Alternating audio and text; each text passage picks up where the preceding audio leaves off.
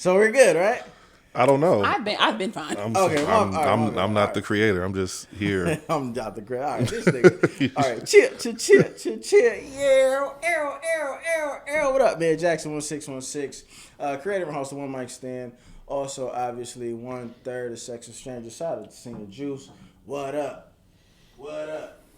What's poppin'?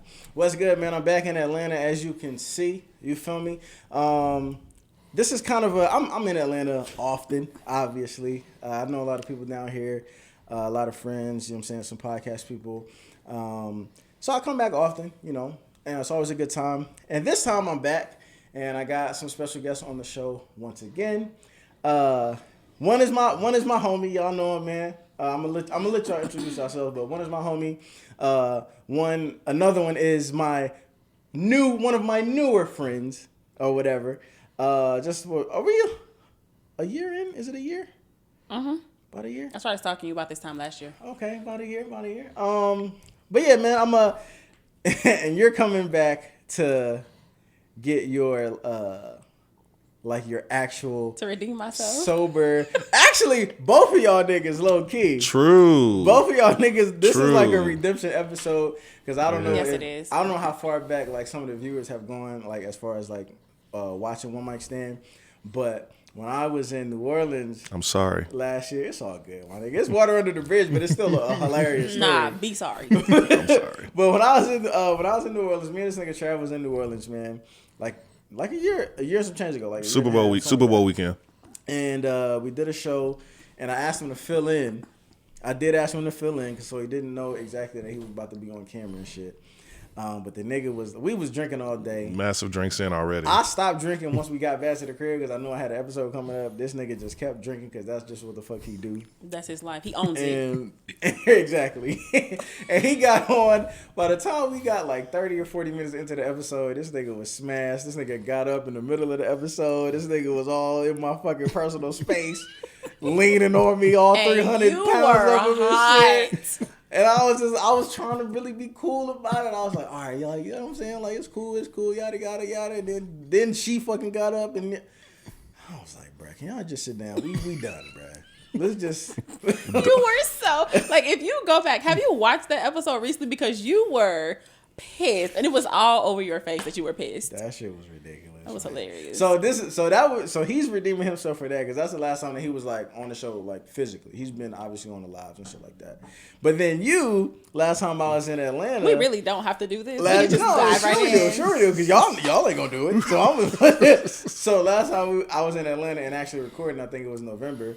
I did a couple of shows. I did a show with Medina. Shout out to her.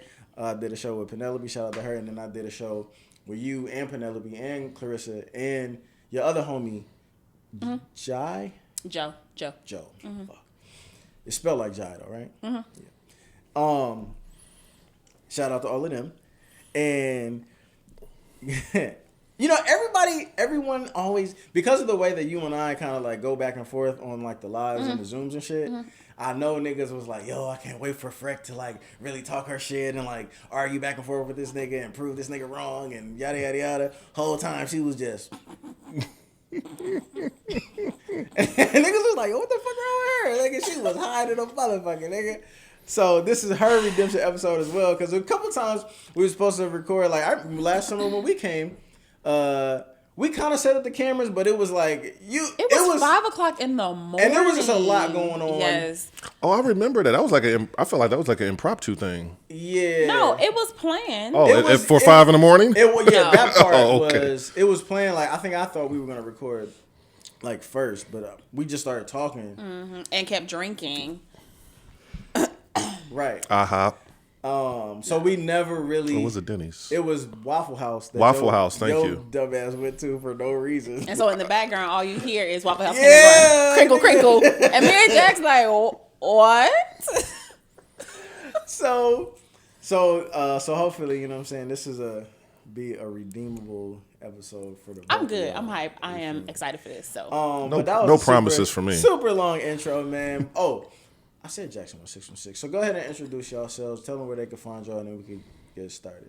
Hello. I am Freckles. You can find me on Instagram at Countless Freckles. I also have a pod. Fuck the Peanut Gallery pod. Jax will be on there soon. Feel free. Oh, sure. Jax comes back more than you do. That's why I said that like that. But fuck the Peanut Gallery. Streaming everywhere. And yeah. You got to get this nigga a 3-drink maximum to be on shows. Here's the thing. That's no here's the time thing, out. Because as far as me and my house, we not doing that. That's one time where I was out of pocket and on the camera, and I apologize. Notice 100 times on over the camera. Right, because I'm thinking Waffle House was fucked up too. Because there's been several times where you've been out of pocket. Out of pocket. Well, Out of that being said, it's not an everyday thing where I just get excessively drunk on the man's podcast. I've been on a couple, I want to say. And yeah, while I drink during the podcast, that was one where I felt bad. And you explained the context okay this time, so I won't dive into it. You know I'd be talking shit, but you definitely were filling in though, so you wasn't expecting to be on it. But yeah, what's up? I'm Travis, or as they say, Trav, or T Davis. So I ain't say it. I appreciate it. Yeah, so I'll take Travis or Trav or T Davis, any variation of that. Here in Atlanta, Instagram is T Davis 314. That's where I usually do my scrolling for social media. All right, man. So we're gonna jump right in, man. Don't keep the people waiting too much. So we kind of got this. This show is stemming from one of the Zooms that we did, and I honestly forget. I forget what the actual topic of that Zoom was, but somehow, some way, we ended up talking about like Trav's wardrobe. Or lack thereof. Apparently. Or lack thereof, apparently. And they went from talking about like your outerwear to then your underwear. You know what I mean? And it like literally turned into like an hour-long like conversation about, you know, how much fashion or wardrobe or style or whatever you want to call it, like how much it actually matters like in dating and relationships and just getting to know people and people maybe like taking you serious or moving forward with you.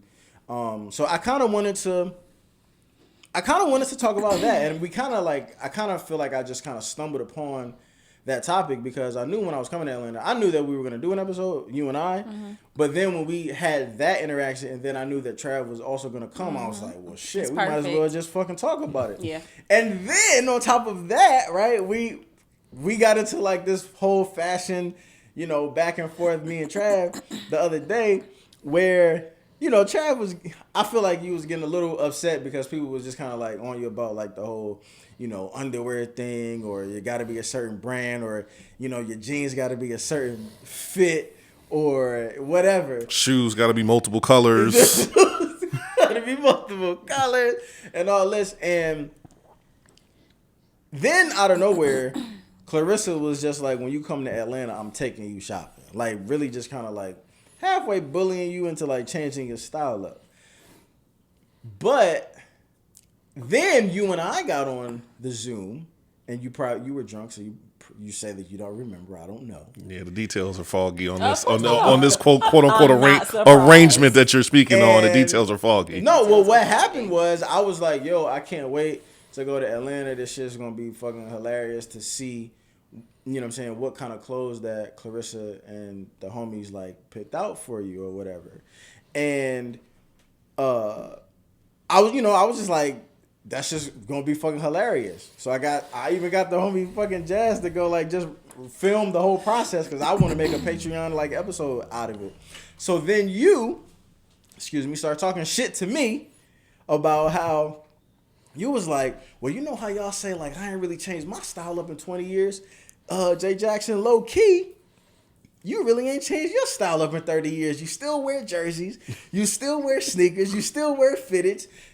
You still wear hoodies and sweats. The only thing that really changed is all your shit then got tighter and tighter and smaller. You gotta jump up and down 18 times to get into your jeans and shit. Oh, Oh damn! This is what he said. You wiggled with your jeans on. That is not confirmed. I've never done that. It's not denied either. No, Go ahead. I am denying. I didn't say it was neither confirmed or denied. I'm denying it, and I'm telling you, I don't fucking jump up and down to get in no fucking pants. Yeah, all right. Okay, Beyonce. Y'all don't know our struggles.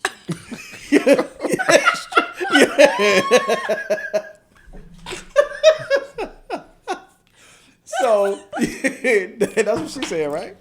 That was good. But so then the challenge became me having to basically dress like a grown ass man or an adult or whatever, because we pushing damn near 40, Jay Jackson, and you can't be trying to get in the club with a hat on and having to walk back to the car, like, you know, your whole fucking spiel, nigga. True. So I was like, you know what? All right, bet, nigga. This is what we gonna do. Since they trying to dress you up more modern, then I'm gonna also go out and I'm gonna get some dress clothes, some adult clothes, some grown man shit, and then we're gonna fucking basically swap. I'm gonna be the nigga dressing like the old nigga, and now he about to be the nigga dressing like the young nigga, and then we gonna go out and approach these bitches to see, you know what I mean, what works, if anything changes based on our outer appearance or whatever. So I say all of that to say, though, that this conversation is kind of like getting a woman's opinion on how important or how much style or wardrobe kind of factors in to dating in terms of, like, you know, how it can maybe enhance a man's attractiveness, or it can, you know, decrease it, or it can be something that maybe you accept in the beginning, but like low key, like all along, you always wanted to change it. Because I know it's a lot of women who do that sort of thing too. So like, what are like your initial thoughts just on like the whole fashion conversation, like in general? It's important. Rank it on a scale of like 1 to 10. Fashion on a scale of 1 to 10 when dating, I would have to put it at like a 7 to an 8.5. Why are you shocked? Why are you? I'll let her, you know. All right, you go let her elaborate. All right. So for me, it's about, I look at it deeper than just the clothing. For me, it's like, are you evolving? Like, are you keeping up with today's time? No. Right? No. So that's a thing for me, because the fact that you agree so easily is like, that's, because he can't deny it. Right. That's his shit, right? Like, you know, I dress how I dress, which is how you dress. You own it, right? And that's cool. But like, again, for the people watching, this is every time Trav says I own it, take a shot. Y'all about to be. Oh my God. Don't do that. Take Don't a sip. That. Every time Trav says that, take a sip. Otherwise, you are about to be. All right, my bad. Go ahead. Again, I'm gonna do a Trav. J-Jax knows that I generally don't think super surface level. Like, everything, my thought process is way deeper. So you not dressing, you're just not changing with the times. Like, you're not staying in a youthful space. You are like skyrocketing, like trampoline jumping into pops. And like, that's where you are, and you're okay with that. But for a person like me, I'm still pretty youthful. I have a really old soul, but I also dress my age. Like, I dress like a 31-year-old. I'm not gonna wear a church mother hat on a Saturday afternoon. Like, I'm not doing that. But we would match if I did. Okay. For me, to answer the question, I'll put it like a light 5. In terms of as far as the weight on fashion for me as a man, a woman's fashion, as far as who I might be dating, or if it affects the longevity of the relationship or whatever. Okay. I'll put it at a light 5. Naturally, you know, we're visual people, so we want to be out, especially particularly as men, we want to have some kind of whatever, arm candy or eye candy, whatever you call it. Mm-hmm. So true, I want that. Now, granted, it doesn't have to be on the nonstop every day. So I guess for me, I'm more so, I'll say this. I can appreciate a woman who can dress for the occasion. Now, if you are let's just say you're the former athlete type, completely heterosexual, but the tomboyish type of style, but you know how to dress it up when there's a gala or a wedding or whatever kind of event going on, or if it's date night. But then on the regular, if we just go out to dinner, your leggings and Jordans and whatever up top type of deal. You know what I'm saying? I'm okay with that because that's, again, who you are. And again, the major emphasis I'm going to make a lot tonight is that as long as you're not out here looking crazy. Okay. Aha. Question. Because when you were mentioning if he goes to dinner, he has on tights and shorts. Is that when he goes to dinner with you or like y'all's homeboys, or is that when he goes out on a date? Because if you show up on dates looking like that, now I got a problem. Okay. So I'm trying to figure out like what are you speaking? Because him going out with you. Well, So speaking as far as Jay Jackson, I don't know how Jay Jackson dressed on dates. Referring to him No, I was referring to if I was dating a woman, and if me and a woman were together and we go out on date night and she knows how to dress for an occasion, or if we go to a gala or a wedding, compared to if me and her are just going shopping or grocery shopping or whatever, and she wants to put on leggings and Jordans and whatever top. I was speaking from a man-woman perspective. Okay. As you're speaking from a woman to man, like, this is what's important to me for a man to keep up with the times. For me, I guess because I don't care so much about the times, if I date a woman who don't care so much, it's not really fazing me. Again, as long as she's not out here looking crazy. Explain crazy. So for me, and I'm going to defend myself on this tip. So y'all didn't even ask for all of that. It's all right. Yeah, so it's all right. So for me, it is all right. Because I'm going to explain it from my defense anyway. Right. Looking crazy would be, so for me, I get some flack based off of, because I would wear like slacks, tucked in, button up on the east side with the fellas, while Jamal will be in something similar, very similar to that. The fellas will be in cut up shorts and a tank top or something and ball caps. That's not me looking crazy. That's just me overdressed, which is true. I was overdressed for an occasion. I'm thinking about Mike's wedding night or bachelor party when we went out to the east side. Okay, yeah. So these niggas are like, why you got to dress like you own the club? We going to a club on the east side. So, but that's how I chose to dress consciously. A nigga who owned that club would have been dressed like us. True. The point that I try to make is I'm not out here with like see-through sheer or silk shirts with the big brim hats with the 12-inch feather hanging out old school. You know what I'm saying? Sheer shirts? What, you Jamaican? The point I'm trying to make is Prince? The point I'm trying to make is niggas more so back in the day who was wearing them shirts tucked in, but you could see right through it type of shit. That's old school and crazy. I don't do that. When you talk about the big hats that go with the suits, the pinstripe suits, and the long ass feather in the hat. Like Dick Tracy? Exactly. I don't wear that with my suits. Okay, but that's like the 40s. Like, yeah, copper, yeah. Again, I'm black, see? Again, looking crazy. But if I wear a suit out to the same venue that you would wear whatever jeans and a jersey to and a ball cap, that's okay. I might be overdressed, but and there's such a thing as being overdressed. There is such a thing as being overdressed and underdressed. If I had to choose, I would say I'm more comfortable being overdressed than underdressed. I got you. But, all right. Wait. Okay, go ahead. I need you to pivot because I was asking you what is looking crazy for your woman. I want to see that visual to compare, because I've seen you look crazy on camera, and I'm going to tell you when, but I want to see your thoughts on looking crazy. Tell you when. I don't know, because that's a good question. This nigga don't look at bitches' clothes.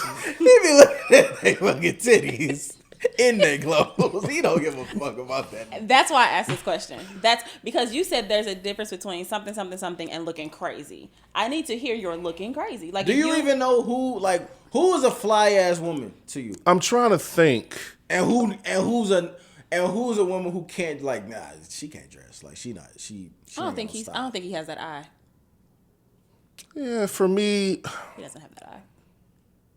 I don't know. For me, it's more layered with women. So if I'm trying to think back to women who I've dated, if I'm comparing one to each other or one to another, excuse me, more so, I might be more critical on like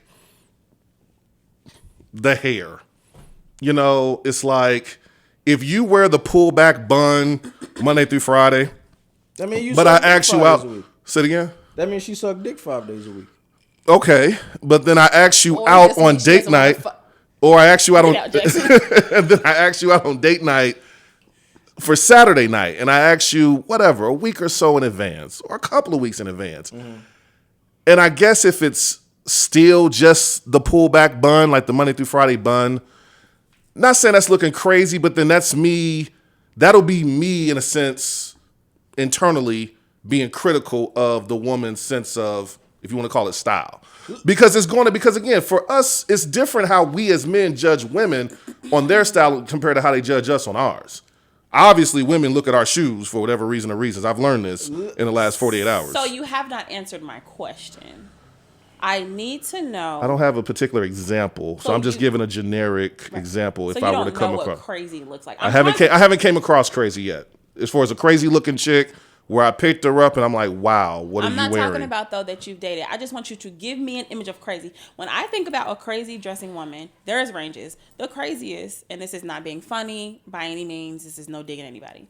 A homeless woman, they generally have on whatever they can find, right? Like that to me is like just, that looks crazy, right? And it's no fault, no, not in that situation, it's the best they can do. But like in my mind, that's a crazy looking woman, right? Like if I had to say, what looks crazy to you, like I'm trying to get an image and you're not doing that. And if you cannot do that, then you shouldn't say what you said about looking crazy. Well, no, because I can't do it because I haven't came across it. But then you're speaking more so on somebody's looking crazy based on somebody's circumstances. I'm talking about, have I seen somebody look crazy who consciously put the ensemble or the outfit together? Erykah Badu is like the closest woman who looks homeless, but still bad as fuck though. I see where you're going. But that's a style. See, and I think that's where we'll make sure that we focus on whatever initial point we're on. But to some is people, the style. that looks crazy, is what I'm saying. So I'm trying to get I just need you to tell me what your, because she to some people, want to know what look crazy to you. Like, what do you qualify as like? Oh, that bitch look crazy. Right. So do you think that Erykah Badu dresses crazy?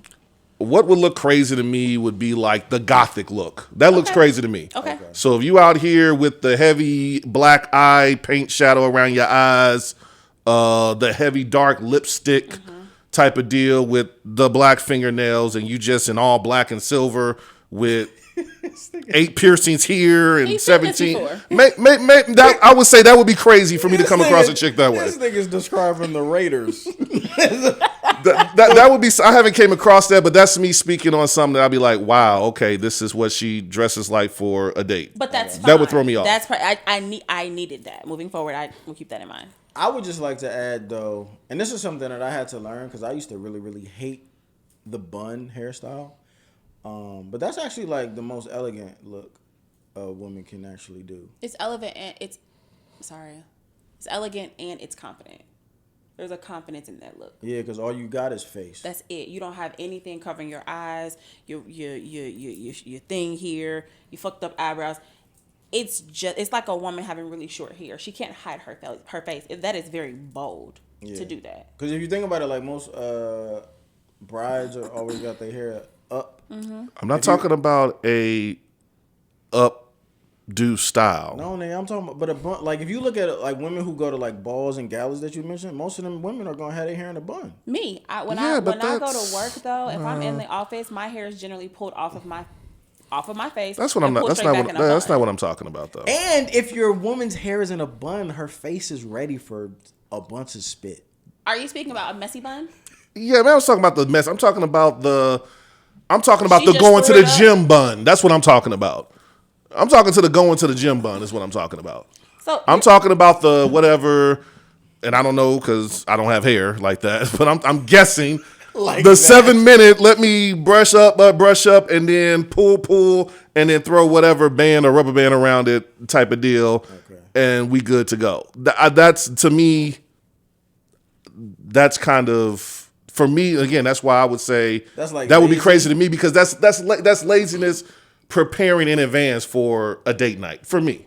Okay. My opinion. So, It's like if I went on a date night in sweats. what do you have against like casual wear? I don't have nothing against casual, just my As he sense. pulls down his button down. What do you think against? Like, Nah, my sense of casual is just different. That's what I wanted to touch on. Yeah, my sense of casual is just different. And this was a good question posed to me by Penelope just last night. She was like, where do you get your identity? No one ever asked me that, which was, I like that. Yes, So, we have. Yes, I did. did you? Yes. Was I drunk? Yeah. that's It his was when we identity. were together and we started talking about. Father. So, yeah, I answered it just like that. So, okay. I'm a consistent nigga. You know this. So, yeah. So, as I'm speaking to her, and she's like, where did you get your identity from? And I'm thinking, I'm like, I said, I got it from my old man. You know, that's who I spent time with as a kid. And I looked up to him. And in the sense of how he dressed with confidence, and how he dressed, I thought had looked cool at that time anyway. And he didn't dress crazy in no sense or form. Like, he didn't dress like a nigga from, like, a pimp from the 70s or no shit like that. Like, he wasn't that kind of old school, but he dressed how he dressed. And then I, even at that age, as you well know, when we were teenagers, I mimicked that in a sense. Yeah. And I guess that just stuck with me through my adult years. That's So, all right. So that's what I wanted. That's what I find so hilariously fascinating, like about you, right? Is first, to touch base on your question, to answer your question low key, because what he told me was, because I was always, my casual is basketball shorts, cutoff tee, sweats and hoodie and flip flops. That's my casual, which is a very low, I guess, standard of casual dress. And I got that from, again, my father, because even when we would go out, even if it was to go to a store, to go see family, that's what I wanted to wear. Basketball shorts and a cutoff shirt. No, son, put on something decent. Like, you still look good, casual. And that's where I started getting that mentality to where, okay, jeans, button-up shirt, or jeans polo is casual. And this is in the 90s type of deal when I would go wherever with my father. So that stuck with me, and so I still have that mentality today, to where if I'm dressing casual, my casual is going to be housewear. Okay. Basketball shorts, flip-flops, cut-off shirt. That's when I just told you I've seen you dressing crazy before on camera. Yesterday. That was okay. I'm so, this is so crazy, because mind you, it was a pleasant surprise that Jazz has showed up with the camera. Right. But that was my airport attire. So yes, as I'm going to the airport, and 99% of the time I sleep at airports and on planes, I mean, that's what I wore to get on the plane. Some sweats, a hoodie, and flip-flops. And then when I got in town, I all but checked in, made some phone calls, checked some emails, and then went to the mall. So I wasn't, now it was suggested, Clarissa had said, well, Travis, I'll tell you what, put on something you would typically wear out. Wear that, and then we can gauge on how we're going to alter it. And that's the outfit you chose to wear yesterday. That was the outfit I had on at the airport, and I said, well, no, I don't feel like ironing clothes right now.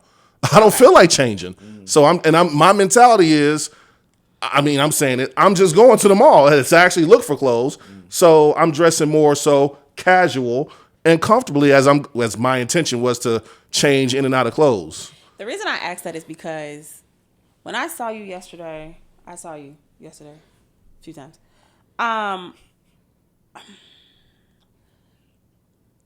Your casual is not casual.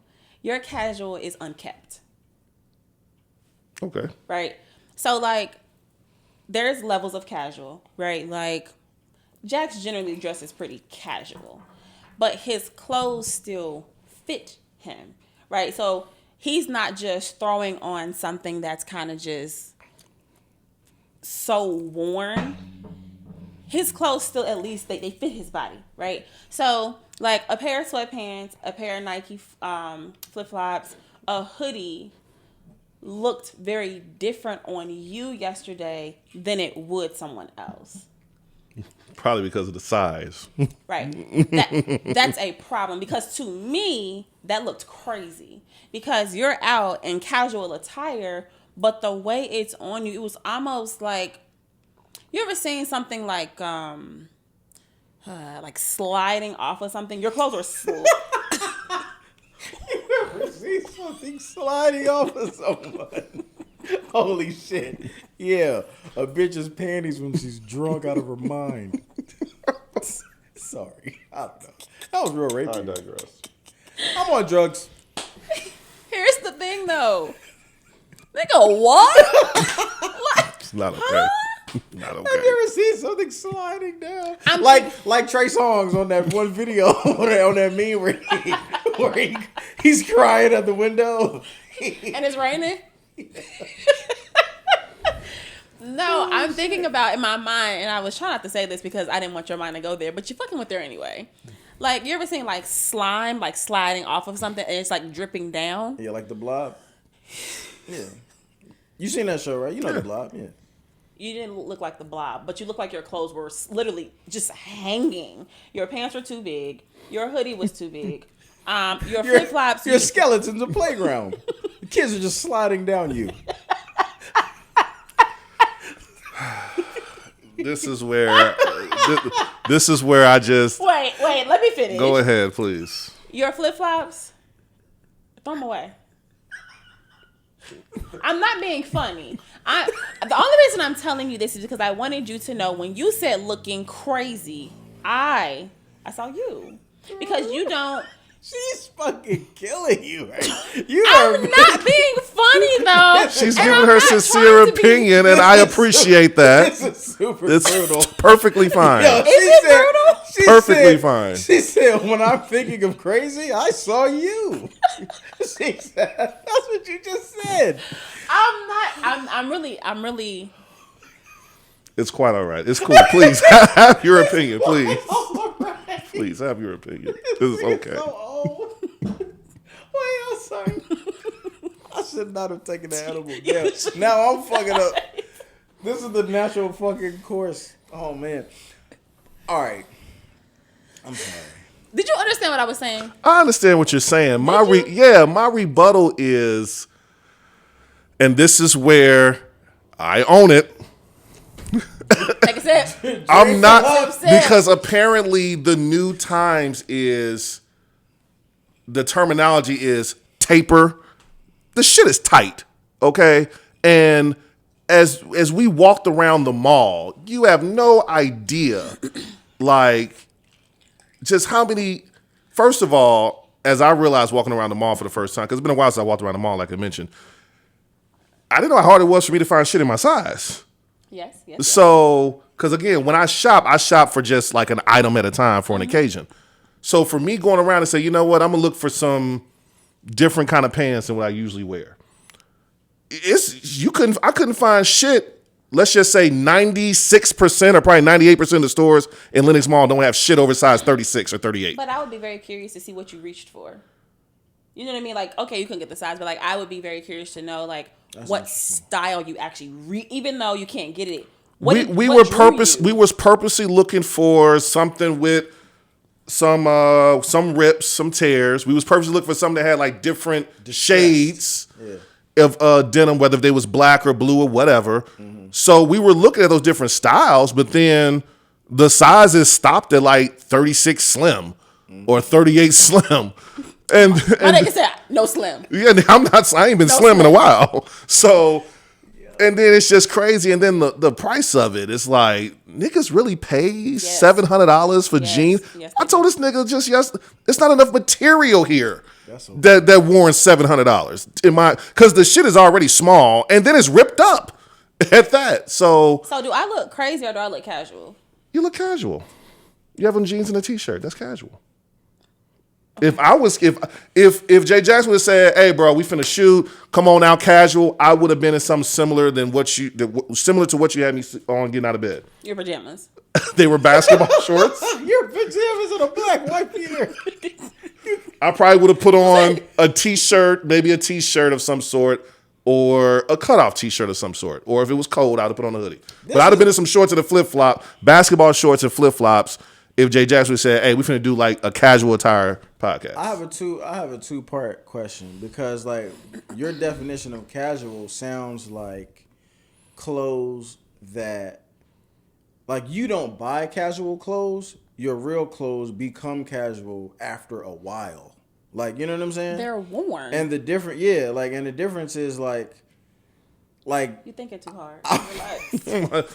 like We talking about my casual, because which Yeah. clothes you're saying in 15 years this would be my casual attire? no. Okay. What I'm saying is you don't seem like you the type of nigga who's gonna go out and shop for a nice pair of sweats, for a nice hoodie that is nice and soft and got a high thread count type of thing. Like, you know what I'm saying? You seem like you're the type of nigga where like if you just so happen to have a hoodie and you've had it a long time and you know that you'll never wear this out again, it becomes part of your casual wardrobe. Yeah, so to that point, for hoodies and sweats, I don't shop for that to go out in. I guess a nice pair of sweats or a nice pair of hoodies to go out in. Like, nah, I wear sweats and hoodies to the gym when I used to go to the gym many moons ago. Or So wait, like, because I want to make a point, and that just helps me make my point of that. Like, no, but because your casual wear, like, it's just really it's on its last leg when it becomes casual. To me, that speaks a lot to like what we always argue about is like the evolution of you. Because let me finish. And then you just helped my point because you said you don't shop for sweats. You don't shop for hoodies because the only types of hoodies that you wear are hoodies that you have had for a long time and they're now casual. So like my question is like, why are you so against? Because like you can have you can have like your business casual style of clothing and that's just your lane, right? But even business casual styles of clothes have changed as the times have changed. Like you get what I'm saying? Like back in the day, all jokes aside, business casual were boot cut fucking jeans and you know what I'm saying, shirts with like the John Travolta collars and all that kind of stuff. Like niggas would wear that to work on Fridays in corporate America in 1998. The fact that I just looked at the cut of his pants and the collar on his shirt.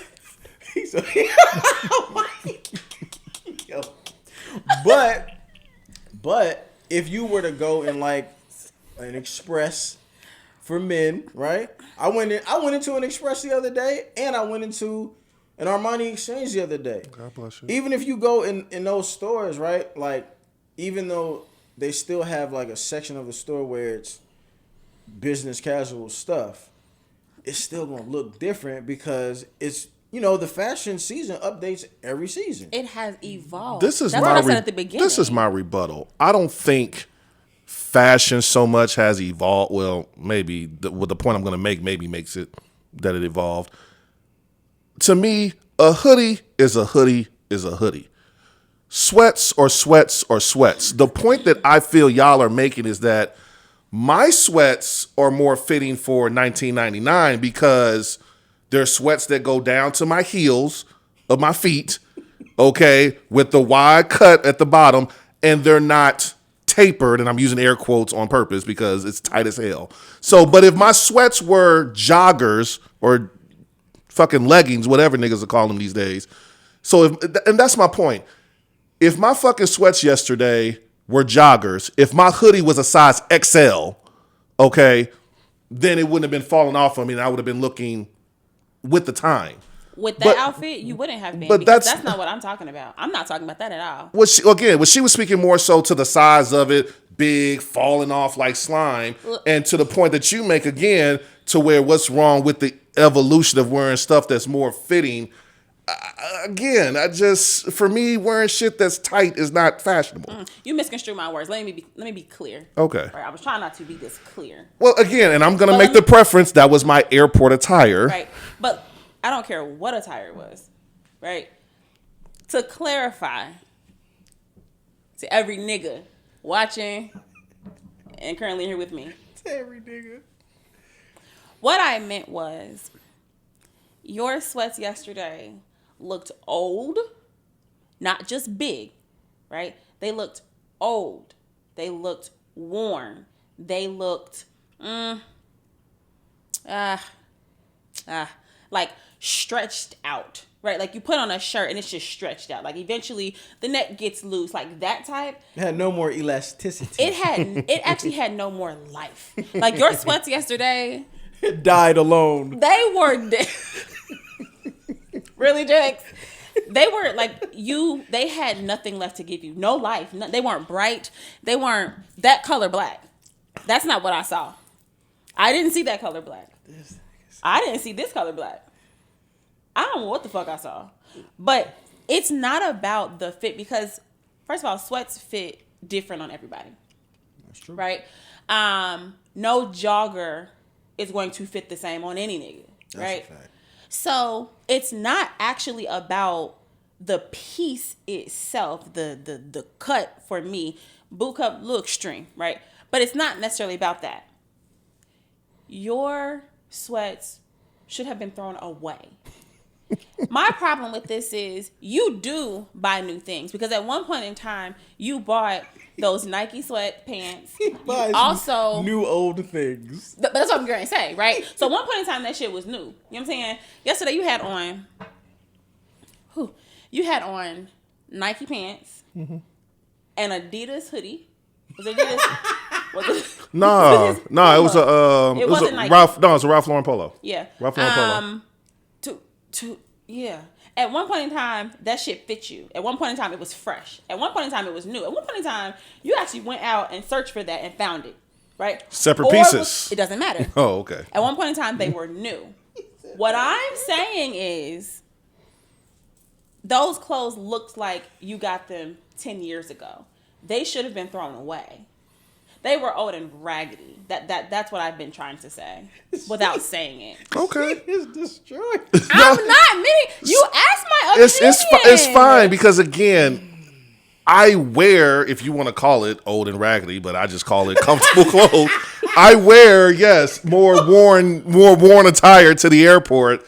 And then when I went from airport to hotel for all the 20 minutes and then went to mall, that's what I wore. But because I was in my airport attire. So that's what I wrote it off as. And maybe that's not acceptable and that's fine. Baby, it's your life. Yeah, maybe that's not acceptable and that's fine. But for me, I feel like, and if you're saying the emphasis is more so on the upkeep of the clothing itself, or more of, hey, the shit just didn't look good. Like if you wore the sweats with any other shirt, the sweats didn't look good. No. If you wore the hoodie with any other pants, it didn't look good. I would feel the same. Okay, fine. But again, where I think I get more criticized on in general, because again, that's where I'm going to emphasize I was in airport attire, which to me, some people do dress up to go to the airport. Me, I don't. I will dress down. That is my most casual of casuals. I dress down to go to the airport. When I go to the airport, I have on yoga pants and a top of some sort and sneakers. Okay. That's not dressing up. Okay. So I had on sweatpants and a sweatshirt of some sort, not dressing up because I was asleep at the airport until they called So you wore your pajamas to the airport. I've done that before. Yes. This shit fucking wild. I've done that boy. before. So, because again, I'm going. It's a wild boy, right? So, but that's how I travel. Not saying it's right or wrong. Just saying that's how I travel. And again, this deal just kind of happened really quick between me landing, getting the car, getting checked in, and then nigga meet us at Starbucks. And I'm like, who's us? And then of course Jazz was there. God bless. So yeah. I want to know how like how much we know that you love the ladies and you're like a gentleman or whatever. I'm just a bachelor. But my point is, I've seen you take women's opinions about you. I've seen you take them like into consideration, to say the least. In some cases, yeah, sure. So like when we've had these conversations, Like the underwear conversation specifically. That was hilarious. About where you was like, you know what I'm saying, you wear like Hanes and Fruit of the Loom and you get your shit from Walmart, whatever. And most of the women on the Zoom were basically like giving you a lot of pushback. It was flabbergasting. Like they've never heard of such. Like, how dare a man buy Hanes underwear, but he wear $300 Jordans? But like that don't exist out here. But what they were saying was they like it if a man has a nicer brand or a nicer style of underwear. And it was fascinating to me how with certain things you take women's opinions like in a very high regard, but then with other things it's like even though the goal in dating is to get women or get a woman, when you're having a conversation about what women like in regards to fashion, like you were very dismissive about that. So like I'm curious to know like why are you dismissive about a woman's opinion on how a man looks? Like why does that not matter to you? For me, I am who I am. I am what I am. And I ain't saying, I'm not trying to say that's the best nigga out here in the world. I don't think I'm the most trash nigga out here in the world, but I'm somewhere in the middle. And my style of dress comes with that. And you know my personality for 20 plus years to where I am who I am. And if you got a problem with it, then you the one with the problem. That's my mentality. You know what I'm saying? So it's either okay or it's not okay, particularly talking about as far as my style of dress. Okay. Because it is, and I guess it was kicking in subliminally, I guess, yesterday. And I didn't realize I had a conversation with Mees this morning because he was asking about how did everything go yesterday. And I said, you know, yes, there's a strong sense of my stubbornness that kicks in because that's my personality and I own it. Take a sip. But at the same time, I think more so, and I believe it was the conversation y'all might have been having while I was getting dressed, where my foundation is what it is. So I do feel, and I think I'm kind of piggybacking off of the tangent off the conversation I was having early. At some point, you are who you are. And minus some major crisis or tragedy that sparks an intervention in life, that's who you are for the most point. I ain't saying there's never no room for improvement, but for me, how I dress, even when we were 21, is the same how I dress as we became 31. And trust me, 5 or so years from now at 41, it's going to be close to the same. Because that's the foundation of who I am. Now, to answer your question as far as from women, because for women, and particularly with the underwear shit, as I explained to the ladies yesterday, we're looking around for the polo underwear.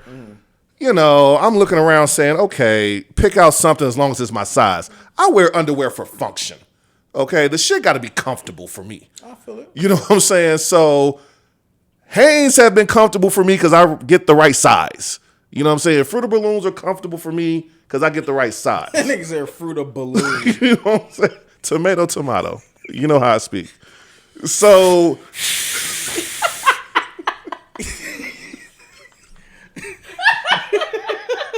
these polo boxers are cool.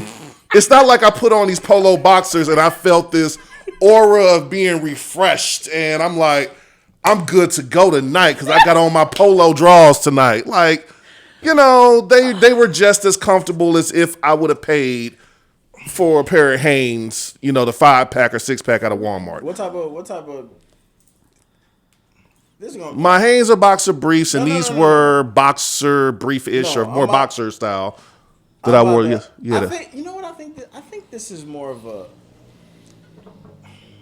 How can I ask this question and not have it not be weird? I don't think that there's a way. Matter of fact, I'm not. This is what I'm gonna do. I'm not gonna ask you. I'm gonna tell you how I prepared to come out of town. I shave my nuts before I go to a different city. Do I have bitches in different cities? I don't know. Am I gonna have any kind of adult fun in a different city? I have no idea. But I know that like women who like be sucking dick, they don't like a lot of hair in their teeth. So you be preparing just in case. Just in case. All right. Just in case. But I say all of that to say like I wonder again you proudly say that you're a bachelor. I'm a bachelor. The reason you would call yourself a bachelor is because you out here on the hunt for you hoe hunting. I'm a single man who dates. Yeah. You know what I'm saying? When we have our private conversations, he'd be like, "Yeah, I'm out hoe hunting." I've had a previous mindset before, once or twice, where hoe hunting excursions. or the PC term might be on the prowl or some shit, but my terminology might say to the homie, "Hey, what's up? What you on tonight?" Shit, I'm trying to go hoe hunting tonight, and I thought that sounds so bad saying out loud. That's why you try to deny. That's why that's why those are private conversations. I thought that sounds bad. But fuck it, nigga. I be saying It is what it is. Yeah, I mean, I'm a bachelor who dates. But I say all of that though again to say like that's clearly like the goal of a bachelor is to get women. So like I just find it kind of crazy that like when women tell you sitting there from the horse's mouth telling you, yo, this is what I like as a woman. And then other women are like, you know what I'm saying, championing that shit or like jumping on the bandwagon like, yeah, like I like this too. I like when men do this too. I like when men do that too. And because you just disagree with the thing that they're saying that they like, it's like you don't even take it into consideration like, oh shit, like I like women and women like this on men.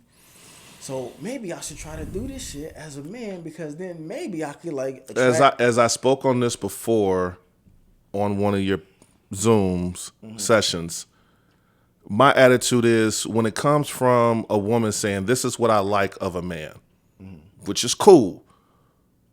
When it's something that I feel might be in a sense sideways or far left, I ask you, well, where does it stop? You know what I'm saying? And so I know we had this whole underwear conversation and whatever, which was really hilarious to me. And I wasn't so much upset. I was just more so calling bullshit because, again, I dare a woman to say that, you know what, I've been dating this guy for whatever, a few weeks or a few months, and he's been cool and this, that, and the other. And you know what, this Saturday night, date night, and I'm giving him the ass if everything goes right. And if he pulls down his pants and you see something that's not to your preference, like Ralph Lauren or Nike or Reebok, if he's wearing Hanes boxer briefs and you just say, you know what, sorry, this can't happen because I'm completely turned off right now. This is just, I'm calling bullshit. That's why my passion was more so on that tip. Now, I say that to say, make sure I find my original point because that one killed me. But I always tell you, where does the shit stop? I hate we're indulging in this conversation, men to man to man. But if because women say they like men who shave their nuts. Yeah. Y'all feel weird? You feel weird as shit, don't you? This is not okay right now. They go there like, whoop. He can't even look me in the face. He can't even look me in the face. If women have told you, look at me. If women have told you previously that they like a man who manscapes, and so your mindset goes into, okay, well, I like women. This will increase my possibility of getting more women in a sexual tip. Let me manscape.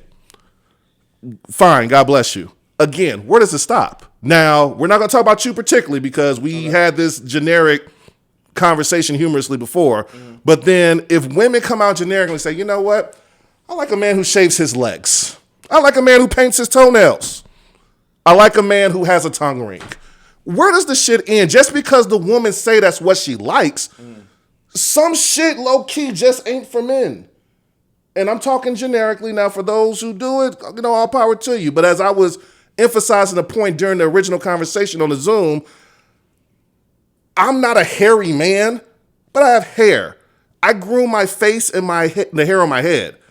I'm not out here getting the razors to shave in the showers or to get the nair on my calves and shit. You know what I'm saying? I'm not trying to cream my midsection and then that's not for me. You know what I'm saying? And I'm not trying to cream. whatever y'all do. Whatever y'all do. You know what I'm saying? And I'm saying y'all because I'm assuming women who shave, she's using the razor in the same fashion that you're using it. I'm guessing shaving cream is what I mean. So okay, you didn't say that next time. Okay. Because don't you dare fucking look me in my eyes and say you don't cream. I'm talking about the shaving cream. So again, if she's using shaving cream in the same area you're using shaving cream, but you're using it more so because she says she likes it, my challenge is, and that's what I was saying, where does the shit stop? This nigga dyslexic as hell. That's what I'm saying. Where does the shit stop? This nigga said, what shaving cream you using? Just saying. Nigga, what? Yo, man, you fucking crazy. But all right, I'm gonna tell you the story about. I'm gonna tell y'all. I'm not gonna tell you specifically because then that's weird. I'm gonna tell you guys collectively the story. Please don't look at my eyes because I already got a pee and this is not good. When I first discovered like, oh shit, let me try to shave my nuts and see what happened. Right? Oh, this about to be I actually didn't do it. I ain't touched none of my nut hair until I was in college. Like I was like you up until. So you've been doing this for a while. As I'm looking away. What camera are you looking at, nigga? I'm just looking away as I'm acknowledging this. He can't look in your eyes as he asks you. So how long? How long? You've been shaving your nuts. So this has been 10 plus years. So you good with shaving nuts? Right. You're a pro. And shaving nuts. Okay. So I was in college. I was a freshman in college, right? Teenager. And he said, just a child. All the hair ain't even kicked in yet. Let me stop. Go ahead. I'm sorry. I'm a freshman in college, right? This is a super savage. My nigga just said you ain't had no nut hair. Story, yo. I'm in college. I'm a freshman. I ain't had no bitches, right?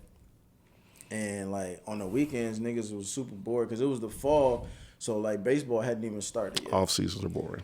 And weekend, and I'm in Louisiana, so like I can't. It's not like I could just like go to the crib on a weekend or nothing like that.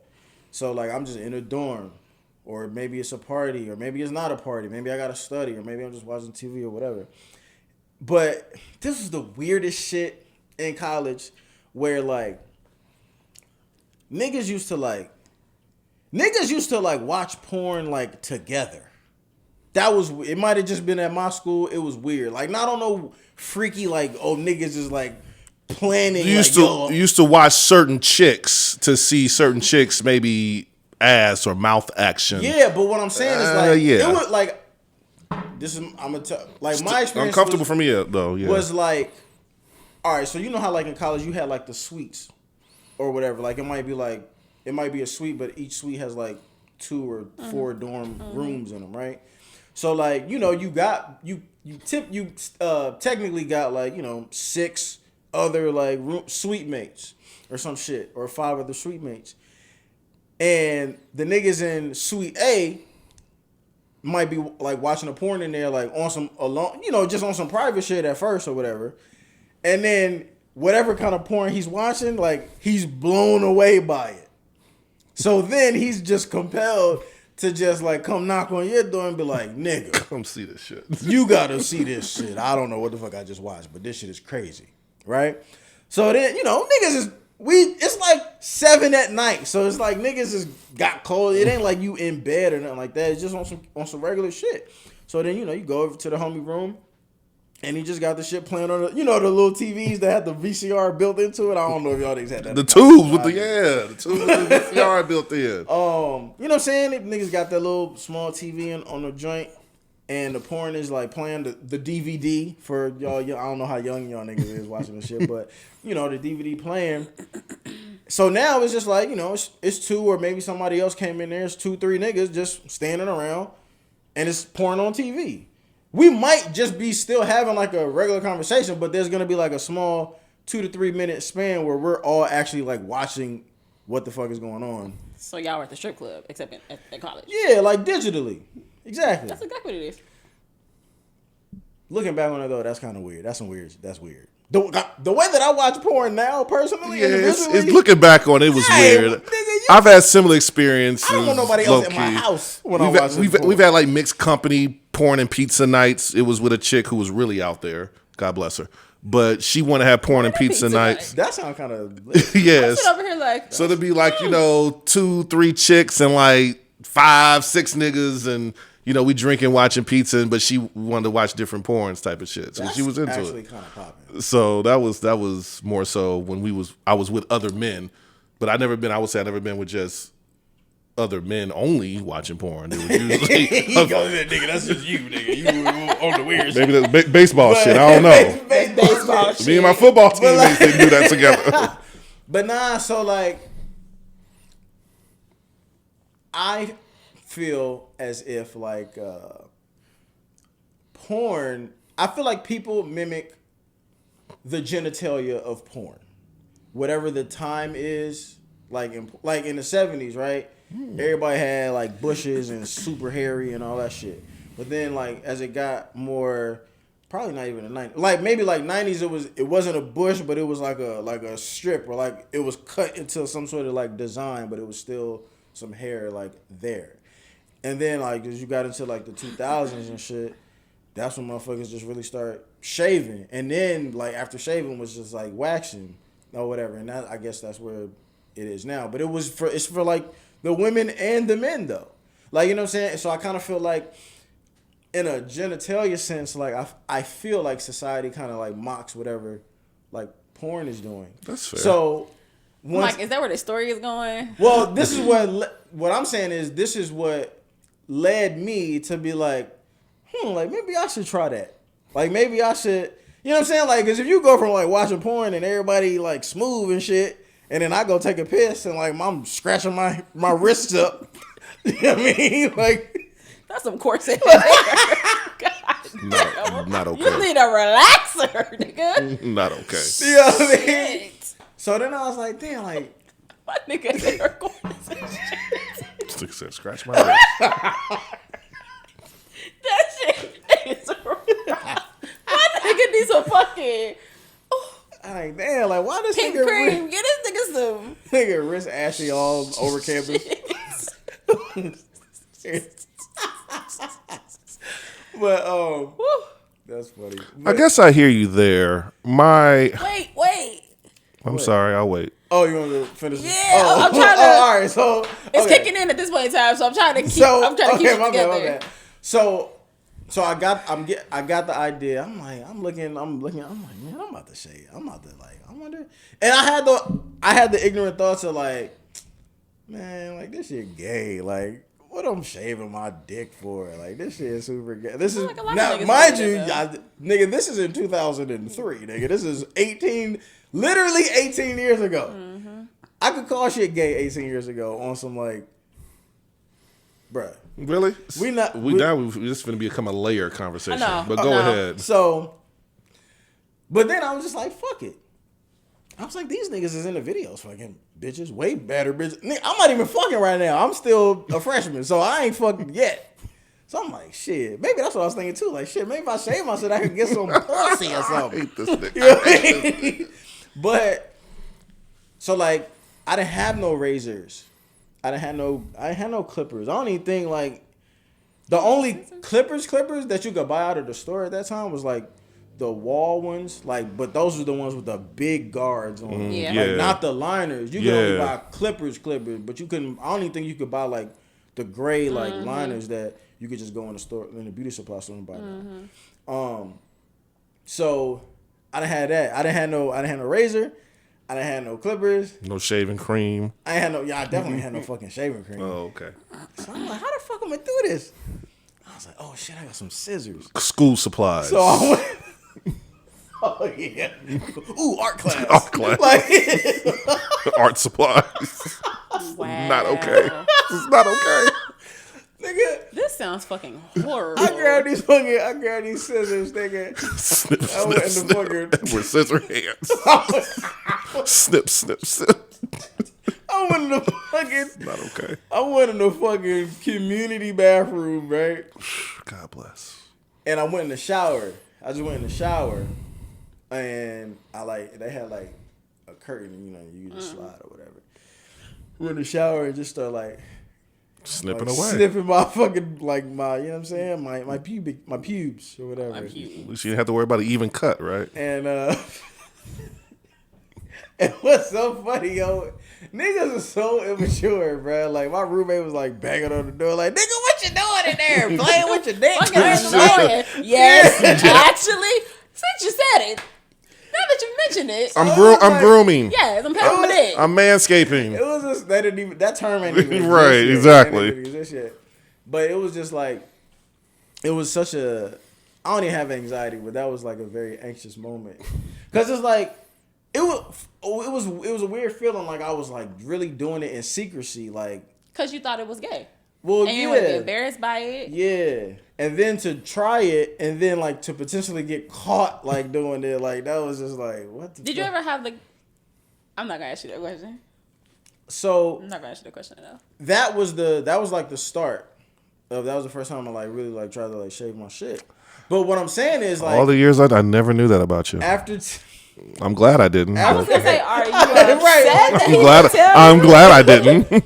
But after, like, you know, like getting over like that fear or whatever, like negative connotation of it, and like actually doing it, I was like, oh shit, this shit is alright. Did you get more women? No, because I was still a virgin for like a whole other year. Wait, so That's another layer of conversation. You might not be privileged to this whole Wait. backstory. wait. Jay Jackson didn't start fucking till he was like 28. No, Nigga. My say bad. 28? My bad. 28. 22-ish. no. My question. How you just laugh at the fact So that you ain't shit. You really killing niggas no. tonight. That's not what I'm laughing about. I'm not laughing because you're a virgin. I'm not still a virgin. Damn. This year, okay, maybe. This year, baby.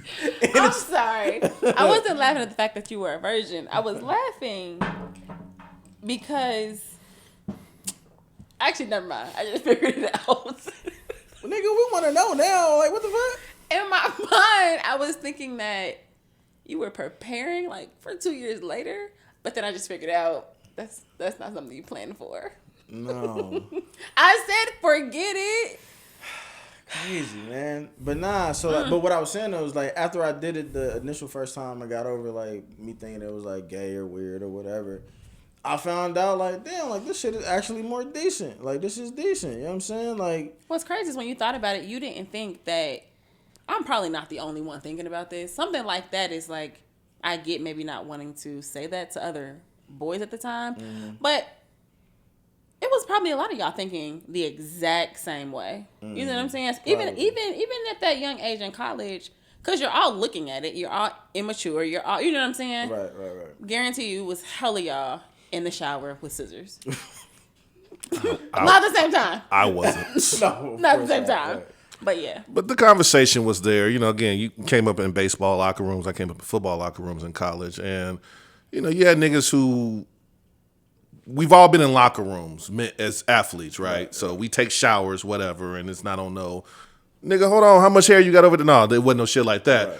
But then out of jokes, niggas make jokes in showers, and niggas like, oh shit, I need to shave before I get back to the crib because homegirl might be coming over later. Whoop whoop whoop. Yeah. And then that'll start the kind of comical circle conversation. And more so, I'll say from a football locker room standpoint, the running joke was, or maybe, I don't know, myth or non-myth was, they would say, yeah, nigga, shit, cut your hair. It makes your dick look at least another 1.5 or 2 inches bigger type of shit. That was more so why a lot of football niggas, I'm just talking about locker rooms I was in, was engaging in it. I don't know compared to if it was just because you thought it might increase women who want to have sex with you because women on TV is fucking niggas type of deal. But when I was 19 and 20 in locker room, that was more so the circle conversation in humor. Yeah, nigga, shit, if you shave down there, it make your dick look bigger type of shit. Well, let me tell you. I'm so glad because you hear it. Now you hear it. Fuck you, man. but nah. So like, it wasn't necessarily that because we've all heard that myth or whatever, or not even myth, but that joke. We've heard that joke. Yeah. But what made me kind of like really stick with it or like fuck with it was like when I got a lot of hand jobs in college, even though I ain't fuck a lot. Like I got a lot. Like it was. So you got your nut off. Yeah, I guess. At that age, hand jobs are legit. Don't knock them. At that age. I mean, My nigga said they count. That counts. I ain't gonna lie. I still respect a good hand job Damn by right. a woman who really knows how to give a good hand ski. Absolutely. Because it's an art. It's an art. It's an art to it. That's what you call it, a hand ski? That's a thing. Hand ski. Right.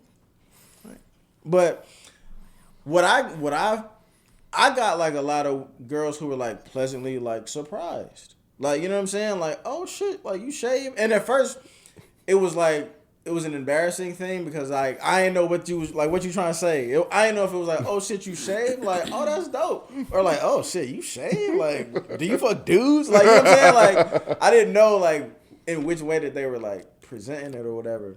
But come to find out, like I just found out that they seemed like to like it. Like, oh, it's so you're so smooth or some shit like some shit like that, right?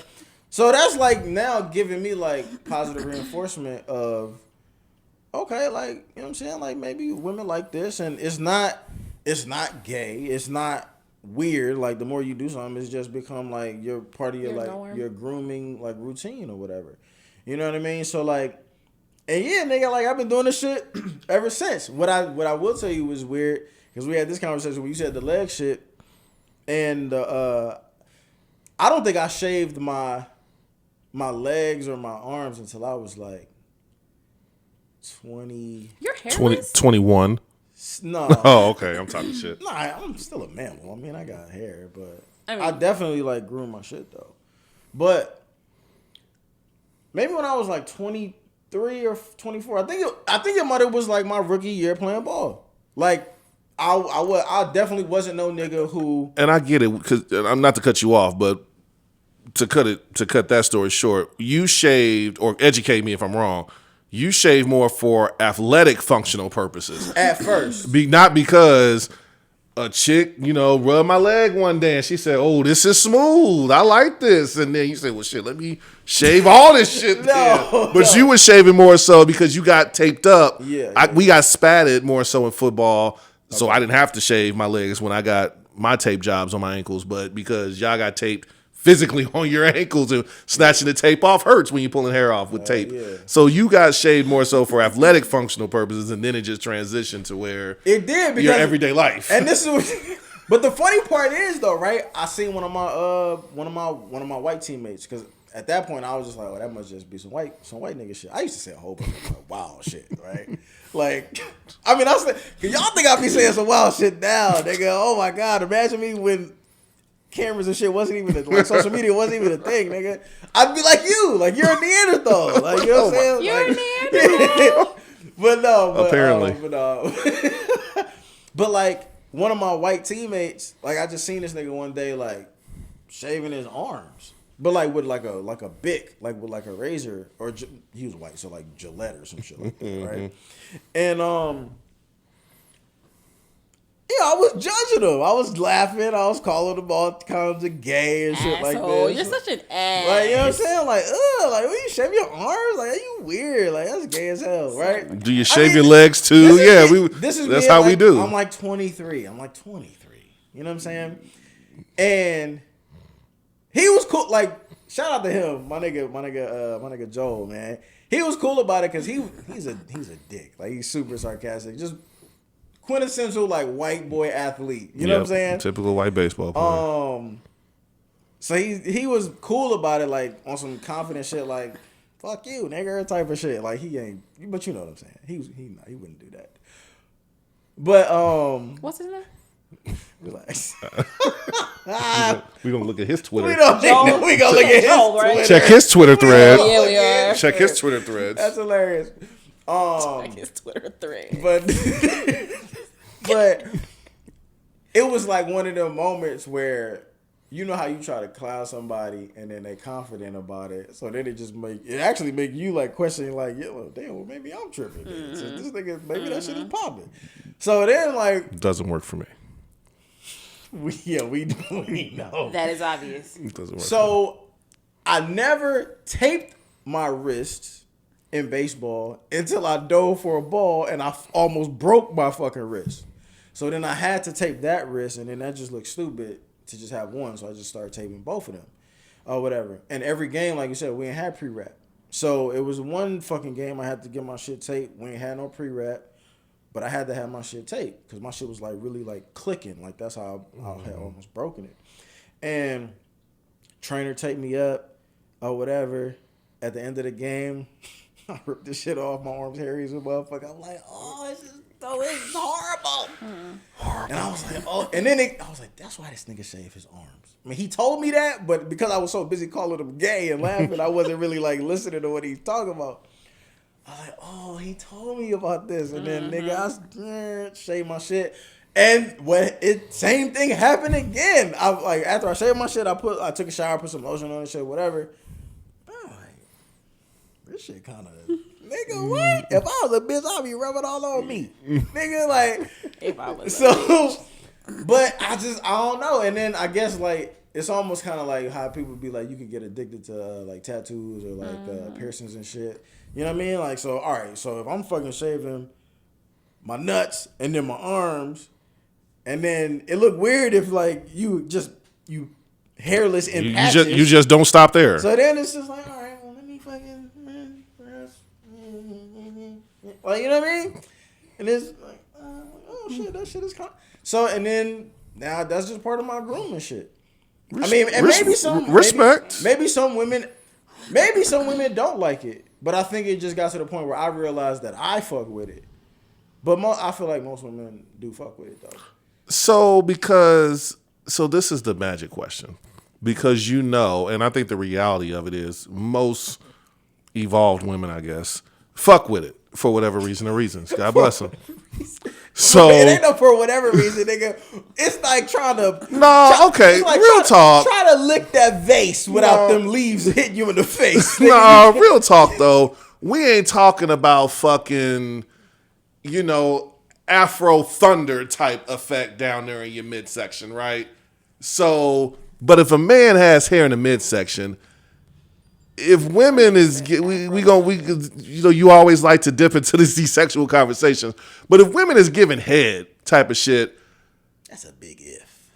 If they out here, don't you start your shit, Jay. Now, don't you start your shit today. Now, if they giving head and they just sucking the dick itself, compared to now if they go into sucking balls and doing other shit, but the dick itself, we don't have hair on that. So I challenge the notion that, you know what, I'm sucking the man's dick, but you know what, I gotta pick hair out my teeth because he got hair on the tip and on the side here on the vein. No, like, but now if she's licking balls and doing extra shit, then okay, that's a different story. So that's when that's where I just shrug my shoulders at it. Because compared to us as men giving head to women, it's there. It's flat skin, and then you got the nice opening, and I appreciate the woman's body. So but this there, like, you can't avoid the hair. You know what I'm saying? Because it's in the midst of it if a woman is hairy. I got a question. Sure. Are you saying there is no hair above the balls? Is that what you're saying? I'm saying when you're I'm not saying that. I'm the only person that. No, I'm not saying that. I'm saying we have hair obviously as men in our pelvis area. What I'm talking about is the penis itself as it's erected as a hard dick. And if you're telling me, let's just say if a man says I like when she just if a man says I like it when she just licks the tip. If she's licking the tip, she's not going to encounter hair, unless that's an odd ass man then. And I don't know, because I don't look at other men's dicks like that, even in the porn sessions that we have all indulged in college years. But that's the point I'm trying to make on the hair tip in the midsection area, is to where hey, again, the penis itself, I don't know to. All I can do is speak for mine. But so that's why I don't know. But I'm assuming that the penis itself is not a hairy body part. Now, when you get to the pelvis and the ball area, that's a different story. I'm sorry. Go ahead, Timber. Has a woman never licked more than just the tip on you? Because I feel like the dick to face ratio, like, like I feel like, and I'm trying not. She's trying to harken back to all the dicks that she's had in her mouth to figure out. She's like, how close was the issue was the here? answer? Was the issue there? Was it under there? I don't know. No. I'm trying to figure out how far up your dick women normally go. That's what I'm trying to figure out. Because if a woman is taking, this is turning into a whole different conversation. The kind of conversation he likes. If the woman is taking, you in, this is your pelvis. She's taking you in. Eventually, your pelvis will meet her face. So I'm trying to figure out how you don't understand the concept of. I understand that concept. But you just said that you didn't. You said that you had to disagree. He don't care. No. Those weren't his words. He challenges that. Yes. He's challenging hair being in the teeth. Right. And that's not challengeable. Okay. This is my assumptions because. Which is why I'm trying to figure out how far down a woman's throat does your dick go. On occasion, I've had some who've attempted to deep throat. On occasion. We say, Jay Jackson, women don't do this shit all the time. So does it make sense that there may have been hair in her teeth? Sure, because again, as a man, I have hair, but I would dare say I'm not hairy. So, sure, there's fair to say that. This nigga be doing mad Trump mannerisms though. If you notice. Stop. I'm not fucking with you on that today. Everything is the allegations. I can't fuck with you on that. Yo, that's hilarious. But again, it goes to my initial point. Where does it stop? If we as men, and this is on some like man to man shit, and yes, we want to do what we can to make ourselves more compelling and attractive to women. Manscaping is. But fine, if manscaping is the new thing that's attractive to women, and that's what men do for women, all right, fine. Then it is what it is. It's not for me, but I'm not harshly judging others that do it. But I'm going to the generic point to, again, where does the shit stop, bruh? So if you found a woman who you felt absolutely in love with, right? If she said, honey, I want you to manscape, I'm going to say, honey, I'm sorry. That's not my thing. I think a more fascinating question is actually where does it start? Like for you. Like, you know what I'm saying? Because you're saying where does it stop? So in a weird way, it kind of makes you think that you don't want to start anywhere because you're so afraid of like. So I'll say this. That is a good question. I'll say one instance where I started. Feet. So for me, I have the barbaric mindset. As a man, I don't need. I don't need pretty feet. I just need my shoe game to be legit. That's me. Now we're not going to talk about my shoe game right now because that's going to be another layer of conversation. Okay, all right. Let's build up. I like the build up strategy. So for me, I don't need pretty feet, but my shoe game should be legit, and that should be acceptable enough. Women wants to have pretty feet because women usually show their feet along with their shoe game. I had a significant other when I had a chick, and she had an issue with what my feet looked like. My defense to her is, number one, this is in my college years, so my defense number one is, I'm an athlete. Chick, I play football. You have no idea what metal cleats feel like, especially when it's raining type of shit. And I'm on my feet. And then in the summers, I worked an internship in the auto industry where I'm on my feet 10 plus 12 hours a day. So forgive me if my shit don't look like yours. Now, I didn't think I had, quote unquote, ugly feet, but I had man feet, to be fair. Okay. She says, nah, I don't like this. Like, come on, come get a pedicure with me.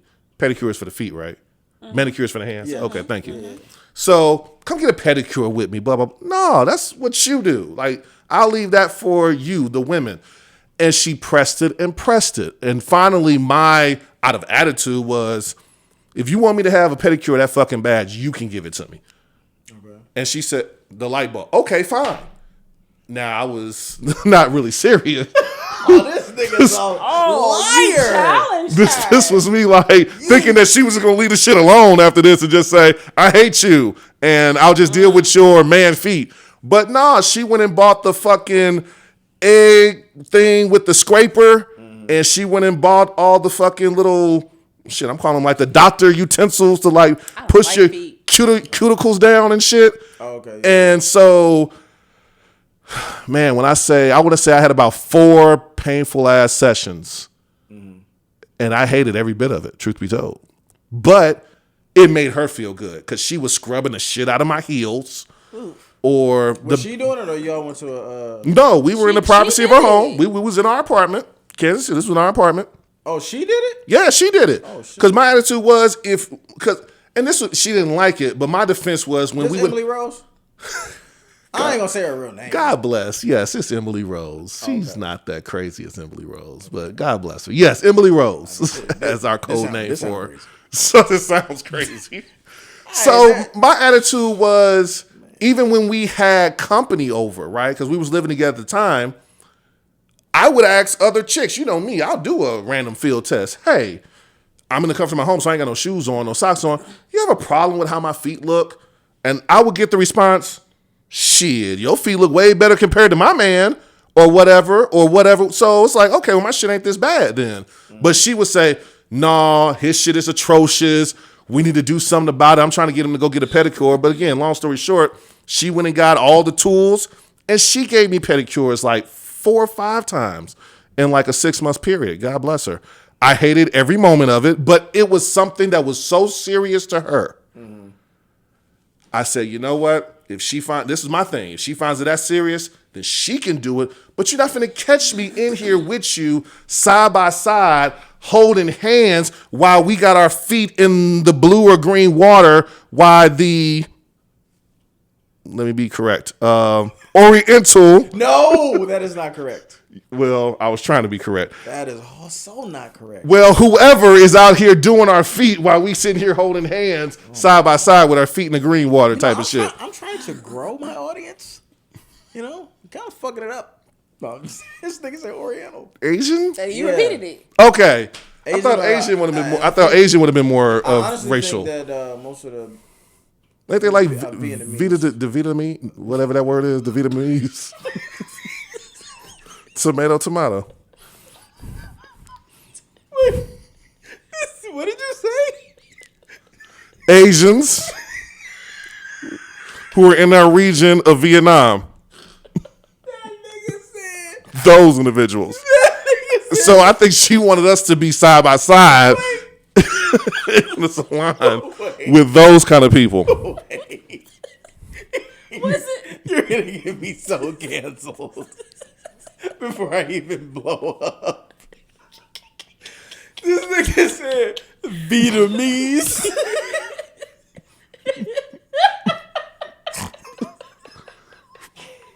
While we're having this moment, because I have horrible pronunciation, we'll have this moment while I have horrible pronunciation. Nigga go to war and kill all the wrong people. We're done, right? Nigga, you in the wrong country. So that is an example. That is an example of where I started to answer your initial question.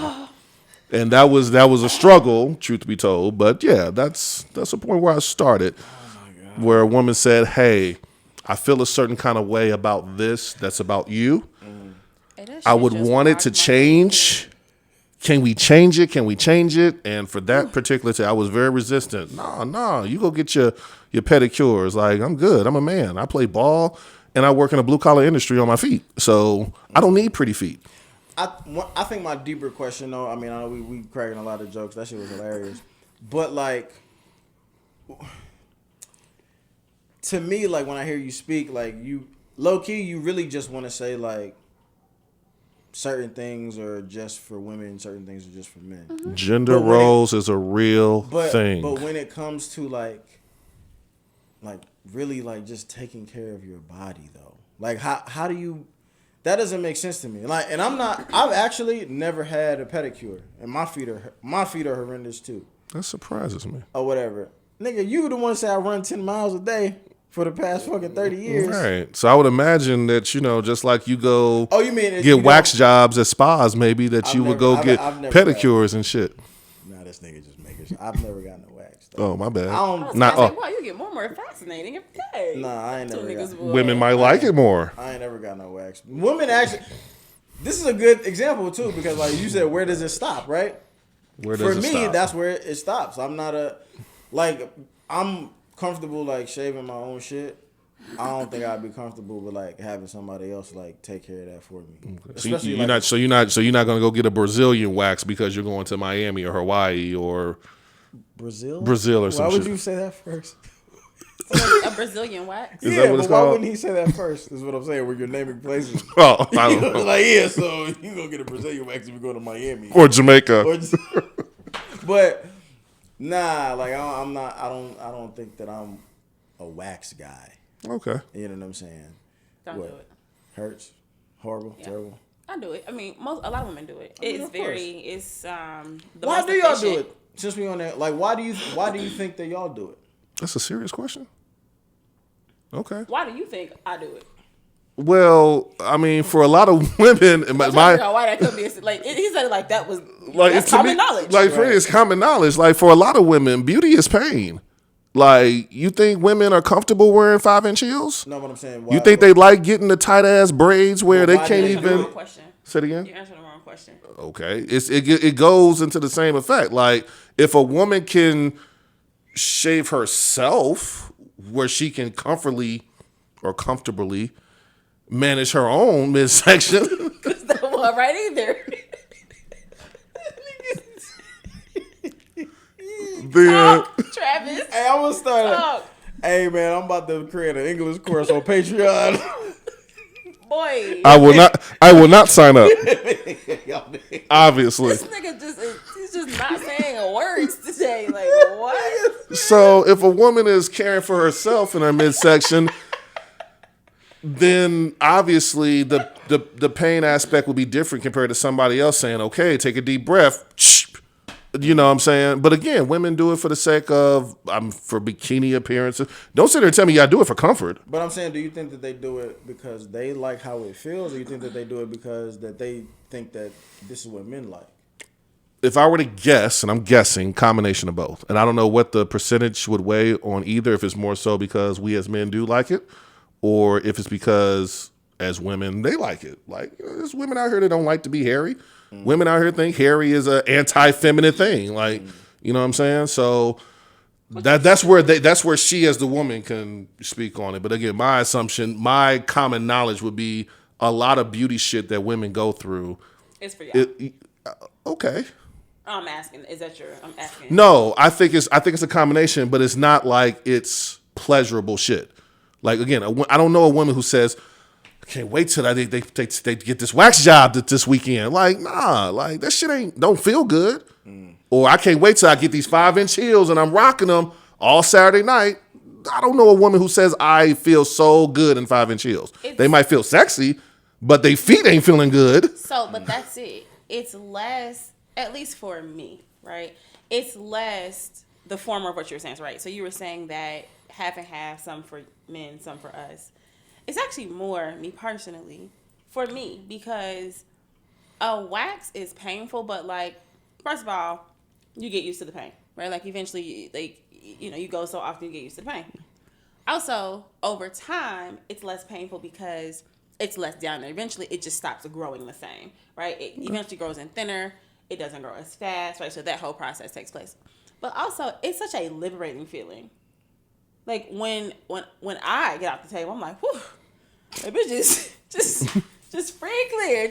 Let me just throw in the sundress, nothing else. Listen, it's a very liberating feeling. Same thing with like a heel. Like if you can pull off confidently and comfortably, and what I mean by that is being able to walk in the heel, right? Mm-hmm. Not that the heel is comfortable, but you know how to handle the heel. If you can do that, you do feel very sexy. You feel liberated. You feel like, you know what I'm saying? I got this. I look good in this. Like, it's a very, very liberating feeling. Because for a while, when I wasn't having sex, I was still going to my appointment every 5 weeks. Back to back to back. And it does not fall off. Like, it's not something that I just do and have a nigga. Matter of fact, I had a man tell me that I needed to go and get waxed. And so I purposely did it. Like, I didn't. Like that was the one time where I was like, Because he said, no, I'm not. No. Because I needed people to know, like, the shit that I do is not for you. This shit ain't for you. I don't do this because you benefit from it.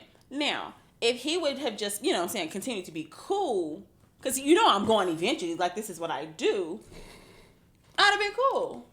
But I needed him to know, I do this for me. This is not for your comfort. Good How did he question.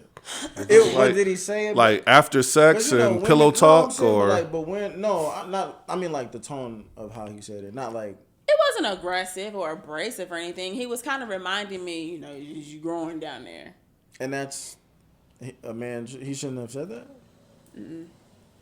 No, because I know that, and again, he knows that eventually I'm going to go. It's a very regular thing. So. Relax, I got it, and this is again. This ain't for you. Like I'm gonna go, but I'm gonna go when I'm ready to go. Yo, all right. So we back from the break. I forget. I know Freck says this last thing, but I don't. Honestly, we was dibbing and dabbing into the purposes of waxing and who's it for, and if you decide to go because a woman says she prefers it, but that's where you stop it. We were talking about where does it start, where does it stop, because a woman says that that's what she likes or wants of a man. Yeah, I know we was really supposed to be talking about like fashion and shit like that, but I do think it ties in because I think it's a little bit more. I think it's a little bit more than fashion. I just think it's like I honestly, with you and I, Trav, I think your biggest thing with a lot of stuff is just having trouble like. Really coming out of one time period and going and entering and transitioning into another one. And that can be on a lot of shit that we've had, like you know, like these types of conversations with, whether it be funny ones or serious ones. Like you know what I'm saying? And I think that it's change is definitely hard. A lot of people don't like change. A lot of people don't like, you know, just kind of like transitioning into like. Y'all niggas worked in corporate, you know, sometimes companies like change their systems and everybody hates it. But the new system might actually be better. But the one thing that's consistent in manufacturing is change. I hate that line, but it's the truth. That's the line they feed us. The one thing that's consistent is change. I hate it, but it's true. Yeah, so that's in life though. Is that why you fight it so hard in your personal life? Nah, for me in my personal life, so it's fair to say that I'm resistant toward, because I guess for me, it's me speaking for me personally, my own personal morals or core values, to where all change ain't good change. Let's call it what it is. So there is a lot of change that's good, and I can acknowledge that. There's some change that's just fucking totally wild, and I'm like, this is okay to everybody now, and apparently it is, but for me, it's not. So that's where my resistance kicks in, because even though 10 women or 20 women can say, let's just, you know, I know y'all hate it, but I go to the extreme because, again, I always say, where does it stop? If women all over the world say, I would love it if my man wore lipstick that matches mine. Shit, I want to kiss him all night. The fuck? But if we go into the point that, even to your half-ass point, well, if women say this is what they like, if I can get more kisses from a woman because I wear MAC lipstick that she wear, then shit, I'm gonna do. No, that's why I make such extreme points, because again, I feel gender roles is a real thing, and I don't think opposite genders should determine it for the other, so to speak. My opinion. And I mean, to go to a bigger point, and I love the caption that Jazz had put on it when she had put out the Instagram post yesterday. We was at the mall, and again, it was a pleasant surprise. But apparently, the initial objective was this was supposed to be a Trav makeover. Okay. And while that was humorous, I still hated the aspect of it. I don't think I need a makeover.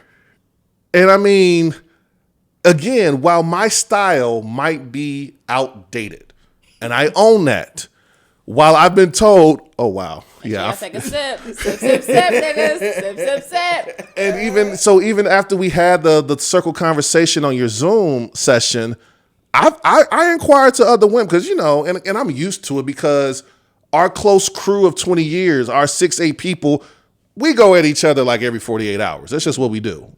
So y'all been coming at me about my fashion or lack thereof for about the last 18 of the 20 years we've known each other. So then when I go to other women who I've dated, hey, I'm just curious. Shoot me straight. And I'm texting, right? What's your opinion of how I dress? Did you have an issue how I dressed when we dated? Did that play an effect while we dated? I've asked that question to a few women. And it was funny that two out of 4 that I asked had an identical answer. Travis, you just dress safe. And I was like, I think they were giving a safe answer. You thought they was giving just a safe answer. They didn't want to hurt my feelings, right? I do too. But when they say that, and I'll own to the fact to where I mostly like solid colors. I just started dipping into plaid maybe 5 years ago. You know what I'm saying?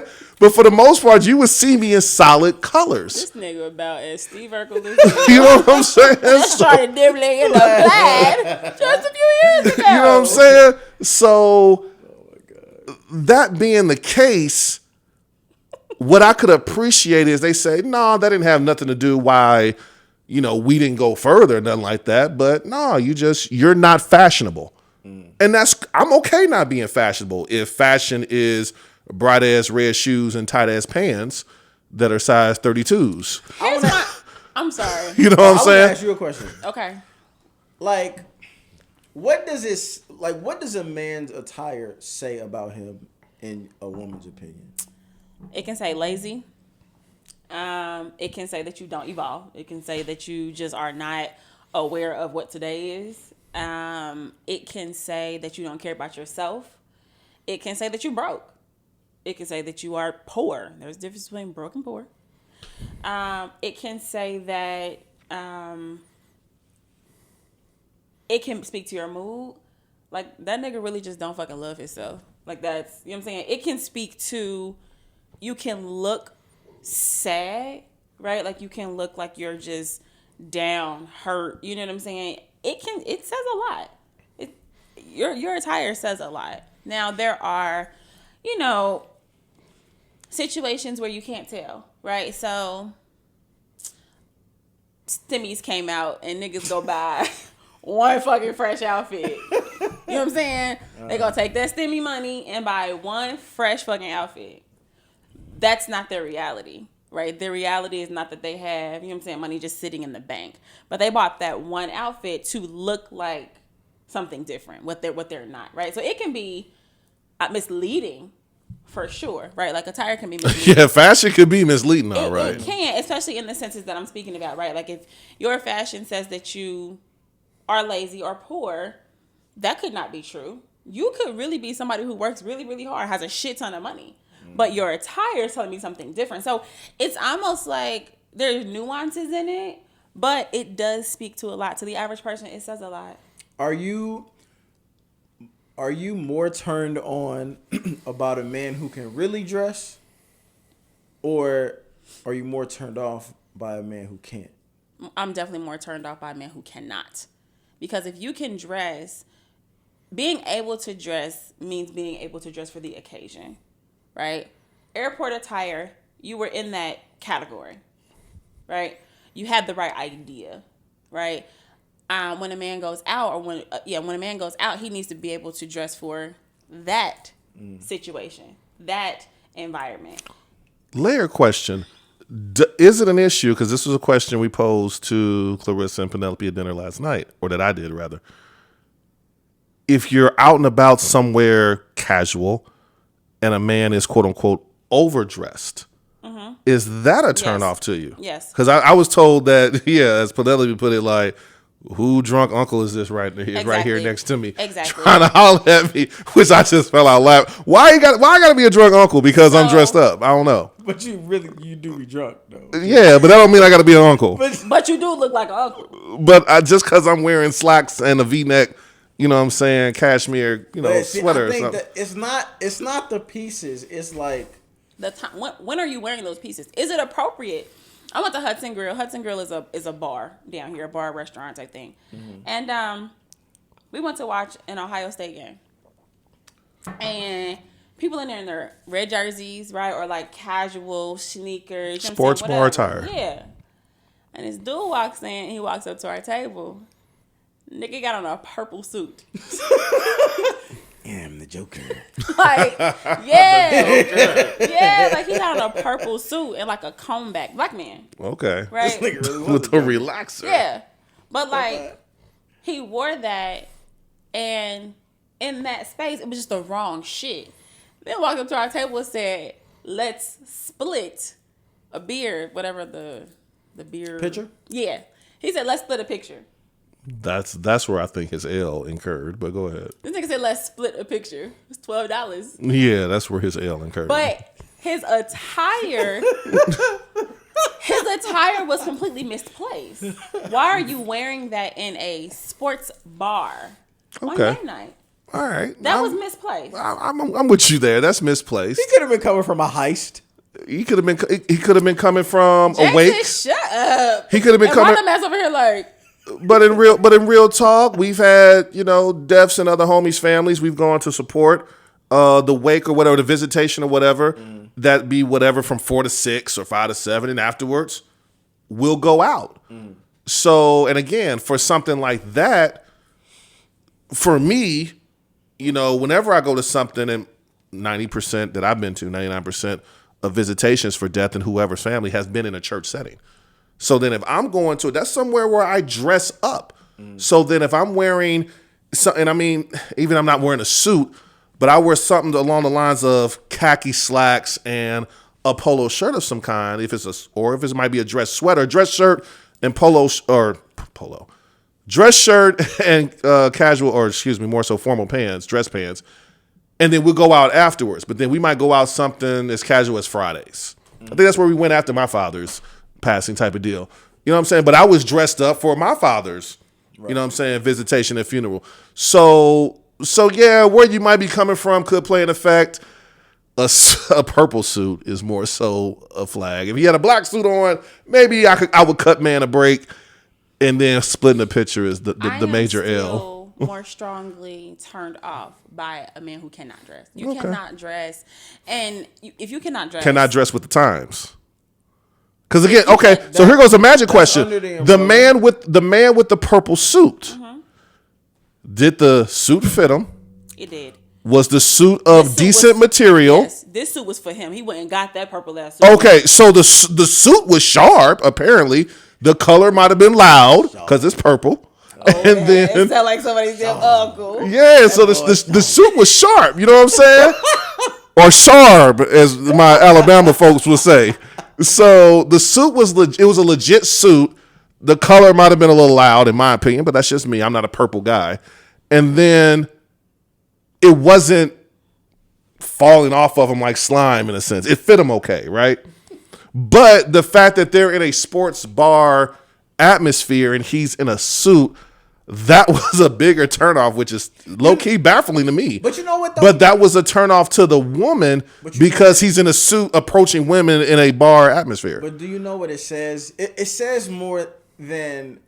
It says something is off with this guy. That's what it says. Because, for real, if you really, truly think about it, right? That's why I laugh when, like, you be saying, like, yo, Jay Jackson, we gonna have a good time in Atlanta. I might pack a suit, right? Like you say that. Yeah, like I'm thinking, like it might be a suit occasion. But what I might throw the suit in the cleaners. But what I'm saying is, this thing's in the cleaners. That's right. What I'm saying is though, like, it's like if I'm packing a bunch of suits.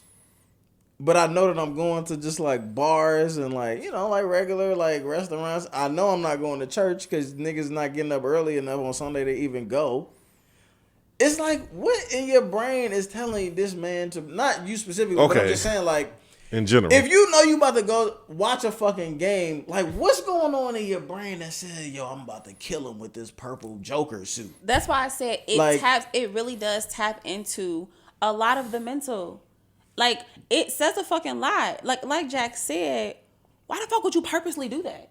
Why would you purposely decide to pack that? and you ain't about to be doing not a goddamn thing that requires a suit. But like that's where your mind goes. Well, for me, I would pack a suit with the intention of going or trying to insinuate a scenario or atmosphere where a suit is, I think, appropriate. But that's me. But then, even to go even further, now specifically, Or if I come down here to find a date, I wear a suit for a date. That's another question. Now, specifically on you, though. All right, let's say that you pack a suit. Cool. But your suit, like, it's not. It don't fit. It's not tailored. tapered. It's not tailored. It's not tapered. No, it's not tailored. Come on. Now, I dare anybody to go buy a suit that's not. I want to say, and I've bought a few. I ain't gonna say I just own 150 suits, but I've bought, and my father and uncles have taken me to bought suits throughout my childhood and even my early adulthood. I've been with them if they bought suits. 99% of where you go, you have to get a suit tailored. Like when you go get the waist, they're fitting you for your waist. The pants leg might be way too long. That's why they tailor it. You go get fit for the jacket. The jacket is to fit your chest and your shoulder area. The sleeves might be way too long, or that area that's in here, whatever the rib cage area, might be way too wide. So all suits get tailored now. If you have a good tailor, that is to the point to where you can criticize if maybe my suits are properly tailored, and then you can criticize, hey, nigga, whoever you getting tailored by ain't legit. Let me give you my tailor's number. Now, that's a different conversation. But not even in terms of, like, the length of the pant leg or the arms. Like, it's certain, like, way that certain clothes, like, are cut. Like, you know what I'm saying? And, like, I'm not a tailor. I'm not a seamstress. So, but I know for a fact when we had our Sex Stranger show where we decided that we was gonna like dress up for it. I'm mad I missed that. And I had on a fucking. I know. I was so proud. Like, a tux. A fucking tux. Cause I had on like a fucking like bow tie and all that. God bless. Right? And I remember going to get my pants tailored, and I purposely asked them like I want them to fit and I want them to be tapered at the bottom, so tighter than usual. So I didn't have a whole just bunch of room like in the ankle or whatever. Because I just wanted to like look like sleek, like you know what I'm saying. Like I wanted to, with the times. I wanted it to look sleek. I didn't want it to be. I didn't want a baggy suit. I get it. Like you know what I'm saying. So like the tailor that I went to was able to do that for me. All right, that's cool. Or whatever, and I don't know, bro. It just to me with you, it just goes back to like. It really do go back to like trying like evolve it, cause it's if you pull out a fucking suit and that shit is like fucking lit, who gonna say anything? For real. But the issue is if my suit is not tapered, then it's not lit. And I'm speaking generically. I'm not speaking for particular ones in this room, but because I wear a suit more so even in the pants that fit, and I still 99% of the time wear socks with my dress shoes. I guess the new evolved fashion is niggas wear slacks that stop at their shins. Why are you putting air quotes around because I'm purposely putting air quotes around this shit because I do not agree with it. That's why I'm putting air quotes around it. So apparently the new style or fashion is niggas who wear slacks that stop at their shins, no socks on, and then dress shoes. God bless me. All my dress pants come down to the heel of my shoe, minimum. Trav, why do you... And I wear dress socks with my dress shoes 99% of the time. There's been times where I haven't, on a beach particularly, or maybe a day party, or where I've forgotten dress socks. That's happened before, okay? So I'm not saying I ain't never wore dress shoes without dress socks. There's been occasions, but there's selective occasions, to say the least. You bring things down so granular, right? Like, Jax never mentioned a style, right? Like he never said a capri pant. He never said that. But that's what happens today. I'm not speaking out of pocket like this shit don't exist, right? But no, you're not listening to what he's saying. You do this thing where you take shit a motherfucker say to you and you hear what the hell you want to hear. And that's not we talking about two different things, right? Okay, fair enough. Jax never said a capri pant. He never even said a shortcut pant. Did you say that? Well, you said I wanted to be really tapered, and that's where I equate that to be. I said, we talking about my when you got the slacks tape, I took it like you said I wanted to be tapered. You said I want to be tailored to where it's repeat, and then I can say whatever you said. I equate it to being. I said I didn't want a whole lot of room in the ankle. Is what I said. I didn't, and then I said I didn't want it to be super baggy. Okay, then. So that's me equating that to what I see today. A better explanation. And what we see today. Again, we not finna sit there and say, unless somebody can say it out loud, Travis, you're seeing something that don't exist. We see it where niggas are wearing capris out here. But that's not what Jack said he was talking about. That's what I'm talking about. But that's what I equated to when he says that. So stop. Listen to what Jack is saying to you. I don't want room in my ankles. I don't want room in the ankles. I want my shit to, You know what a better explanation of it would be? Like when I try my pants on now, like my pants without rips or without holes. You have those? So when I put my pants on, like the perfect looking pant to me when I'm looking in the mirror, which is a super tough thing to accomplish in my opinion, is like when you just like standing, like like in magazines, like the men magazines, like the models, like it look like they suits don't never have like any kind of like wrinkle in them because they just like they fit so well. You know what I'm saying? I know what you mean. They're just straight. They're just perfectly straight.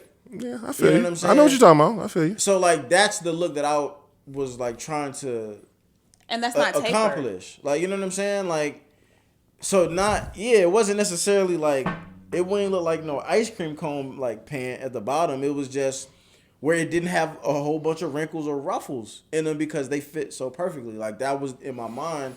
That's how I wanted my suit to look. And another thing that I wanted to talk about with you, like on a more serious note, was because a lot of the time, this is why I've tried to shy away from a lot of dress clothes. A lot of the time it's uncomfortable to me because of my size. So I wonder if the whole evolving thing, I wonder if that's a thing because you feel like you're not the size that you want to be, so maybe shit don't. So like, no, I'm saying, so like if you actually wore things that fit, you feel like you would look even more overweight in them because like sometimes when you wear bigger clothes, you hide the weight. You're trying to hide hide the weight, shape and shit. And just like we do that with certain colors. Apparently black makes you look slimmer. I hope it makes me look slimmer. I wear a lot of black. But black is questionable. This might be questionable. But no, to your point, yeah, that's a real thing. For me, I'm a big guy. Low key, I ain't been slim since I was 19. And I own that. So the fact that take a sip. Sip. I hate that we're actually tracking this. I thought that was like a joke in the beginning, but yeah. So, but the fact that, especially within the last, I'll call it legitimate 5 years. Let's just make it a even number, not an even number, but an easy number rather, because 5 is not easy. So in the last 5 years, like grades, like 5 years, to 1 through 5, like they just didn't stick. This nigga can't talk, can't add. Nah, but about 5 years ago, that's when my bad weight that I felt bad for me, where I noticed, okay, this doesn't look good for me or on me, started to become noticeable. Literally around 30, 31, age 30, 31 for me, and I'm 36 now. So has that affected what kind of clothes I wear and how I shop? Yeah, sure. In a sense, though, still, I could say even when I was in half-ass legitimate shape, I still didn't wear tight-ass or tapered shit. You know what I'm saying? But that was part of the times, too, though. But even still, like, for me, I guess for me still, the shit don't look right regardless of size. My brother is a skinny nigga. Okay. God bless him. He's 29, about to turn 30, actually. God bless. Shout out to Mike Davis, or as he calls, Mikey Ten Toes. So he's a skinny nigga. That's him. He might be all of 200 pounds, and he's a legit 6'1", 6'2". Now, you want your family not have all their toes?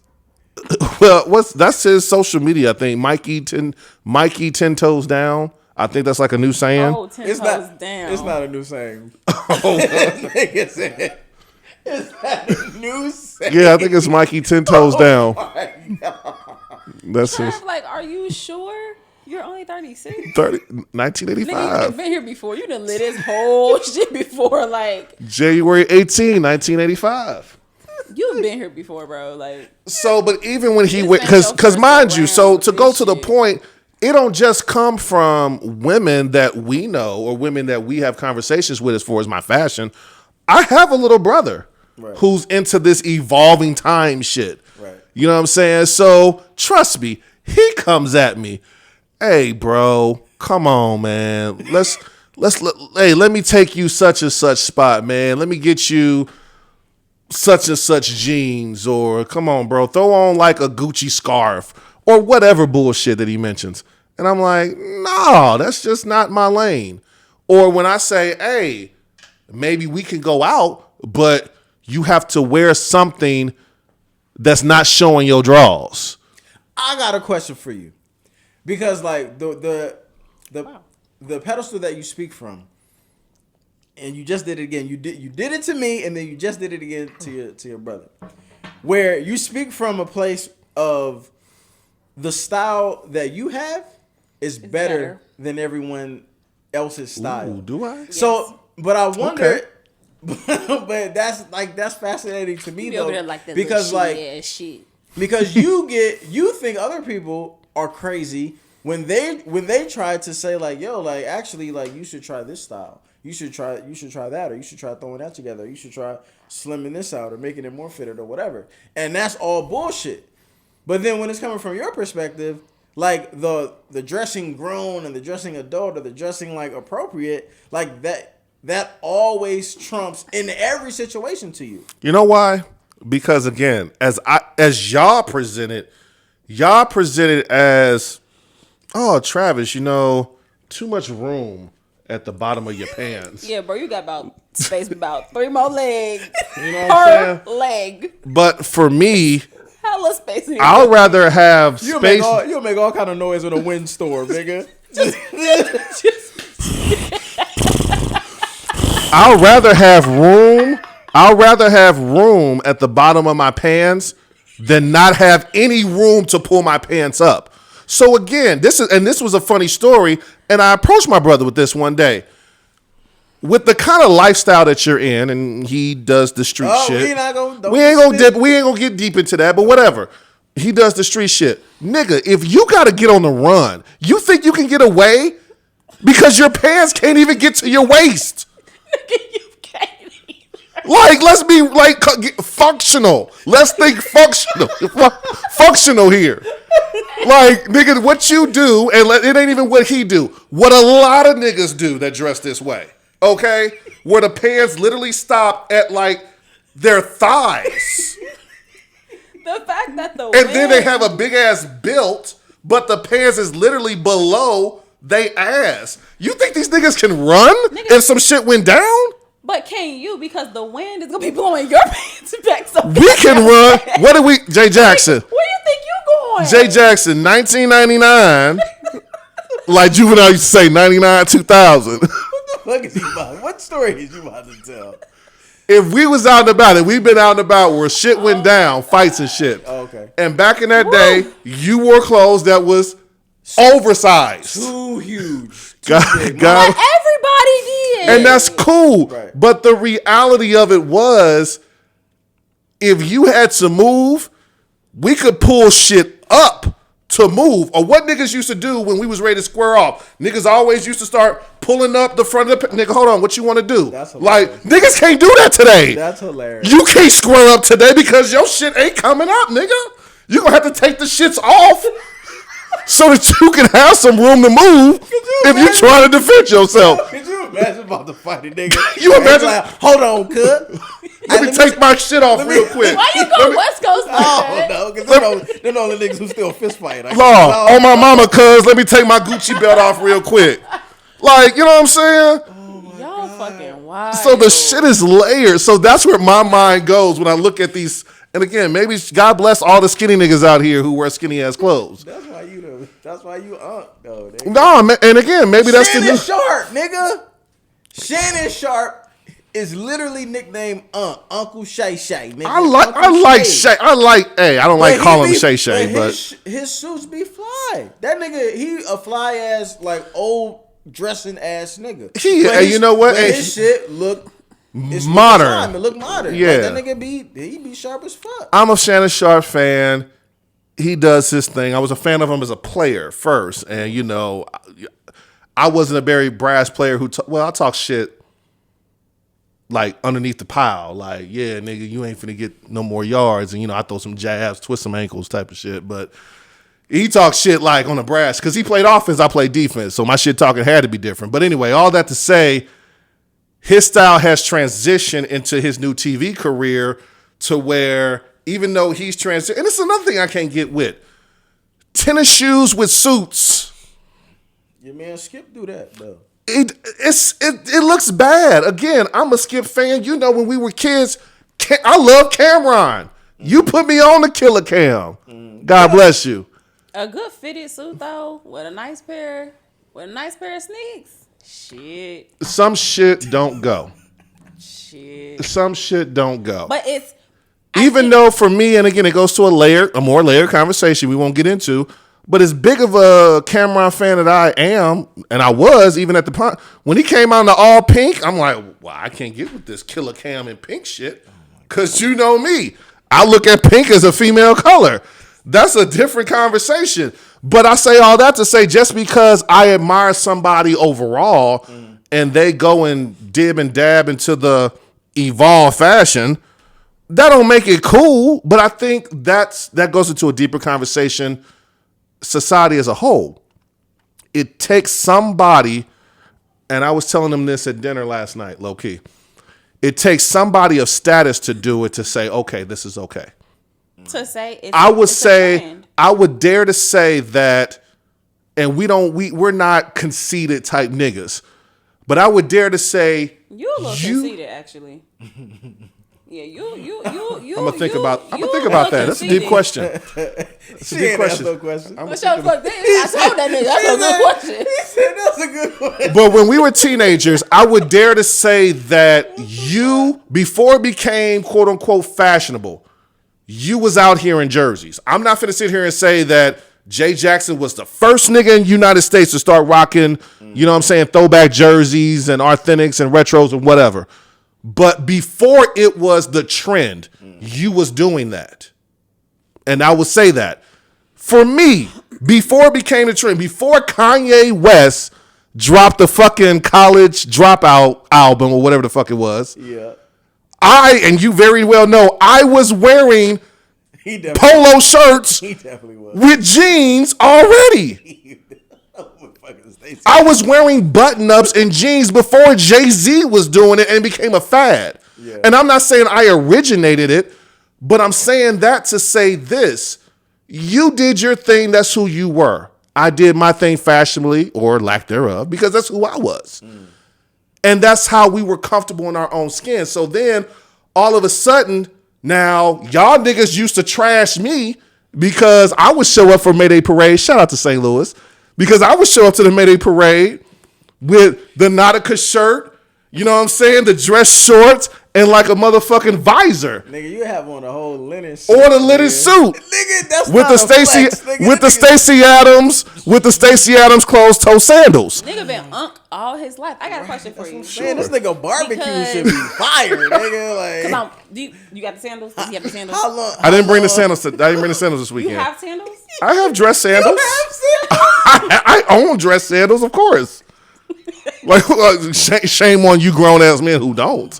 I got a question for you. Sure. Because my ex, and this was some years ago, but my ex dressed jeans and like the half button polo, or not half button, but like unbuttoned polo, like a crew. Yeah. So it didn't have a collar? No. Sorry, no. Yes, it did have a collar. It was like it had buttons. Yeah, but like just but here it stopped up. like yeah. Okay. I know. Oh, all right. So that was his thing: jeans and no shirts. That was his shit, right? I mean, like that and Air Maxes. Like that was his shit. What year? That don't matter. It was, do they were matter. really 97s. Okay. Yeah, 97s. Okay. Colors, yeah, all black, all white. Colors like jeans, that shirt, Air Maxes, right? And I just would be looking at him like, it's so all the fucking time. Like, it's just so, like, kind of like the ponytail shit for you, but maybe not. Cause, the ponytail? Oh, the bun. Yeah. Because we were thinking more like a slick back, and I think he was thinking the messy shit. But, like, imagine a woman always having the same hairstyle. Always. She never gets anything different. Like, that's her shit, right? Yeah. Okay. Shit never changes. That's how his outfit was for me. Because... all right, like the washing the jeans would change. They got the bat suit. Just ready. Okay. Ready to go in different colors. Because he might change, like, you know what I'm saying, the washing his jeans and like change the color. But it was the same style. Fucking shit. Okay, I feel you. And I was like, instead of the blue shirt, it's the black shirt, but it's the same kind of shirt. And like I got to the point where I was like, nah, nah. So I started buying him like birthdays or something or holidays come around, and I would buy clothes. That's cool. I tapped into his shirts. Then he transitioned to liking t-shirts because I like graphic tees. Okay. Like 9 times out of 10, my casual is something on my shirt, right? So I would tap into like different kind of t-shirts. Then he fell in love with it. So eventually, I started throwing in some extra type of shoes because I was just fucking fed up. He didn't like his shoes either. He did. Oh, he okay. liked everything. All right. I started buying Timbs. He was with the shit, right? So my question is, would you be open? Do you think that if somebody came into your life and not even wanted to take you shopping or want to do a makeover, but just like slide different types of shit in there, like, do you think you'd be open? Yes, I'm more than open. And again, this became a big joke in the Zoom because I've received gifts from women who the boots particularly. But also like boating shoes. Yeah, but also like the boating shoes. What them shits called? The Sperry's. Yeah, I got some Sperry's as a gift. A woman bought me like a zip up, but it was like an all the way zip up sweater. Like most of the sweater with the zippers I have like stop here. Like the zip up sweater stop here, but it was like a full zip up. I got that as a gift one time. You want to be Mr. Rogers? A chick knew I was like anti-pink, right? Because I think pink is a feminine color. So then she went and got me a fucking. She was just selling it. This is not pink. This is salmon. The memory. Change the memory card. It's. She high as fuck. I love it. Beautiful thing. Salmon. I'm sorry. Yeah. I've been you a different shade of pink. So I've been with women who have given their take on, hey Travis, you know, I got this for you. I think you would look good in this. As there's subtle way of saying, maybe I don't like what you wear currently. You should maybe transition to this. So I've gotten that. Did it work for you? Did you like the salmon? And yeah, I'll say this. I like the salmon because I kept that shirt. So I'll say that shirt I kept. The Sperry's most of the time, 99%, I keep what I get as gifts because I love the gesture of it means a lot. And we're not going to get into that conversation. But as I've gotten gifts. I can't talk about the wallet today. As I've gotten gifts, whether it be shoes or clothes, or I've gone out with women to malls, as I say, well, I'm trying to find something for this event we're going to next week. I said, I'm going to go to such and such Oak Park Mall in Kansas City, and I'm going to go try to find something. Oh, okay. Well, is it okay if I tag along and then we can just hang out? Sure. You can help me pick out what you might want me to wear to this event we're going to next week. And I've listened to the woman pick out. Now, I'm not saying it was I want this, and her first option was okay. No, this ain't my style. Like, this ain't my lane. So, and that feeds into my maybe unhealthy sense of stubbornness. I own that. That might feed into the... Take a sip, niggas. I hate y'all. Take a sip. I hate y'all. That might feed into... my lack of getting with the times, because to answer your question, yes, women have tried to educate me on different fashion tips. But I will say I did take away a solid gem yesterday when I was with Clarissa and Jazz, as they were telling me about the color blend concept. And that one's gonna stick with me. It's in my mental Rolodex. I took some mental notes. And I say, you know what? I'm gonna try to maybe dip and dabble in today. It ain't gonna be today. Is that shirt new? Yeah, I bought the shirt. I bought the shirt today. I like the shirt. You proud as hell. Yeah, I went to Johnson and Murphy. Nigga, they ain't sponsoring this shit. Nigga. That's matter. I mean, I'm just saying where I went. So yeah, I know I pissed off the ladies because I think they wanted me to really go outside of my box, and I went outside slightly with shoes. The shoe choice that we did yesterday. What shoe?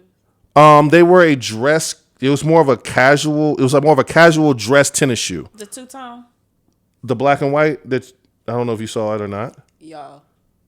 Okay, so again, that wasn't my initial choice, but it was the choice that the women made. I looked at it for a while. I tried it on, and I said, you know what? Maybe I would wear this more than once. It's an off-brand Stacy. So I said, all right, I'll rock with these. And just a pleasant surprise, they happen to be Stacey Adams, which is more so what I indulge in for my dress shoes. Y'all, it's the same shit. But these had shoestrings. Like, this my shit. I'll get fucked. But they had shoestrings. Most of my Stacey's are dress shoes. They don't have shoestrings. But again, it was something different. So the shoestrings made it casual? Yeah. Okay. How do you like your women to dress? Good question. Sure the fuck is. How do you, and before you answer, I'm sorry, because I remember we were talking about the underwear shit. How do you like your woman to dress? But then also, we've all experienced when women wear like just the super regular like cotton panties, whatever, right? So we're not saying that something is wrong with them. This is the kind of like correlate with your like Hanes Fruit of the Loom versus like a more the fruit balloons. The little laugh after I'm being funny. Yeah, I know I can't speak, but like you so cocky, motherfucker. You fucking hard conceited this shit. It's one this thing. Shit, wow. It's one thing to like see your girl. Well, not even your girl, but just, see the same woman, but she always has on, like, just like the regular cotton panties, right? Yeah, she can still be sexy in that. Yeah, you gonna still smash, right? But you can't tell me that when she takes the cotton joints off and put on a thong or put on some boy shorts or put on some lace or put on some lingerie or put on some... some bikini cut or put on just a G-string or different colors or different designs or whatever. You finna put me out here in a bad way. No, but what I'm saying is, but you can't tell me that even though you would still smash, you still think that she looks nice in the regular generic Walmart, come in a pack of 3, get the lint balls on them if you wash them too many times. Like, you know what I'm saying? You can't. Obviously, you're gonna still smash if she has those on, but you can't sit here and tell me that when you see something more different, more spicy, more sexy, that you ain't gonna at least be like ooh, like damn, like them shits is definitely. So why do you think that they wouldn't have the same reaction towards us? I don't know the answer to why they wouldn't have the same reaction towards us. What I would say is, for me, when I think of women's underwear, typically I think of it. I hate because you're making me put myself out here like this, but as you know me well, I think of women's underwear while they're fully clothed. So again, if the woman has on the tight cocktail dress or whatever, my mind is going into, okay, I don't see panty lines. Is there a thong or is there no panties at all? That's where my mind goes. Yo, I have issues. You're a pervert. That's not pervert. Serial murderer. You just said. Or if we're out and the chick got on the sundress, I'm wondering, okay, is it the half bra or is there no bra at all? So the type of bra does not entice me. I'm going to stop now because I told you I hate because you make me rapey as fuck. nigga's a pig. This nigga is horrible. Rapist? No, that's ultimately, extreme. anytime you see a woman, no matter what the fuck she got on, you imagine her naked. Like you're imagining this, you imagine her naked. Like that's what you just said. The point that I'm making is to answer your question. He didn't deny it. Not confirmed nor denied. To quote you. Oh my god. Nah, but to answer your question, though, real talk. Real talk doesn't make it less rapey. Like it's still fucking rapey. Like, huh? This nigga. My nigga said real talk like that changed Right. the way it felt. He said, yeah, I'm a piece of time. But like real shit though, like honestly, you know what I mean? Like To answer your question, do I appreciate women more? Do I appreciate a woman more if she's rocking the silky satin type underwear compared to a woman who's rocking the bro, or the cotton? how old are these bitches? You know, This nigga you know me. You know me. Fucking Pam Grier. Jay Jackson. You know me. I date from 20. I date from 25 to 45. You know me. So, but all that to be said, real talk. Sure, I can appreciate. Anderson .Paak and Bruno Mars. Sure, I can appreciate. This nigga, fucking them. Yo, I can appreciate a woman in nice underwear especially if she's rocking it to be seen. At all. Especially if she's rocking it to be seen. So this is where With a straight ass face about no. what So the fuck is happening? to this to where if you're saying that, okay, obviously as you said, regardless what kind of underwear is she wearing, if the mode is there, the mood is there, then if I'm trying to smash, sure I'll smash. If you're throwing them, I'll catch it. But now, did his hat come off? My daddy used to say that. I'm concerned now. Daddy used to If you throw it, I'ma catch it. If she throw it, I'm gonna catch it. So Nigga, now there's a difference to where if a woman is trying to, how are we the same age? It's not 30. we graduated the same year. What are you talking about? Flunked a decade. I flunked 0 grade. This nigga. But to the point, the point that I'm trying to make is that Face. if a woman is trying to, let's just say, strut in some Fruit of Balloons shit from Target, no, I'm not going to be as turned on compared if she strut in some sexy shit from wherever they get their sexy shit from. I don't know where women buy their sexy shit. I was told that Victoria's Secret is like the generic go-to. So sexy lingerie don't come out of Victoria's Secret. I don't know this. I guessed it did, but I don't know this because I don't buy shit out of Victoria's Secret. So You just gave us a monologue from fucking 1987. Like the whole shit you just said, including strut. I'm surprised you ain't add a jive turkey in that motherfucker. Young whippersnapper, something. Oh my You just god. said strut, Trav. yeah, if a chick trying out here, model in some cotton whatever Fruit of Balloon shits, then or in a sports bra, no, I don't find it as sexy.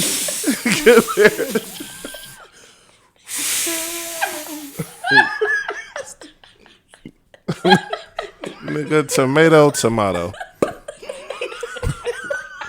Obviously, I don't find it as sexy compared to a woman that has her lingerie from a more exotic collection. You know what I'm saying? So that's to answer your question. This Fruit of Balloon is ridiculous.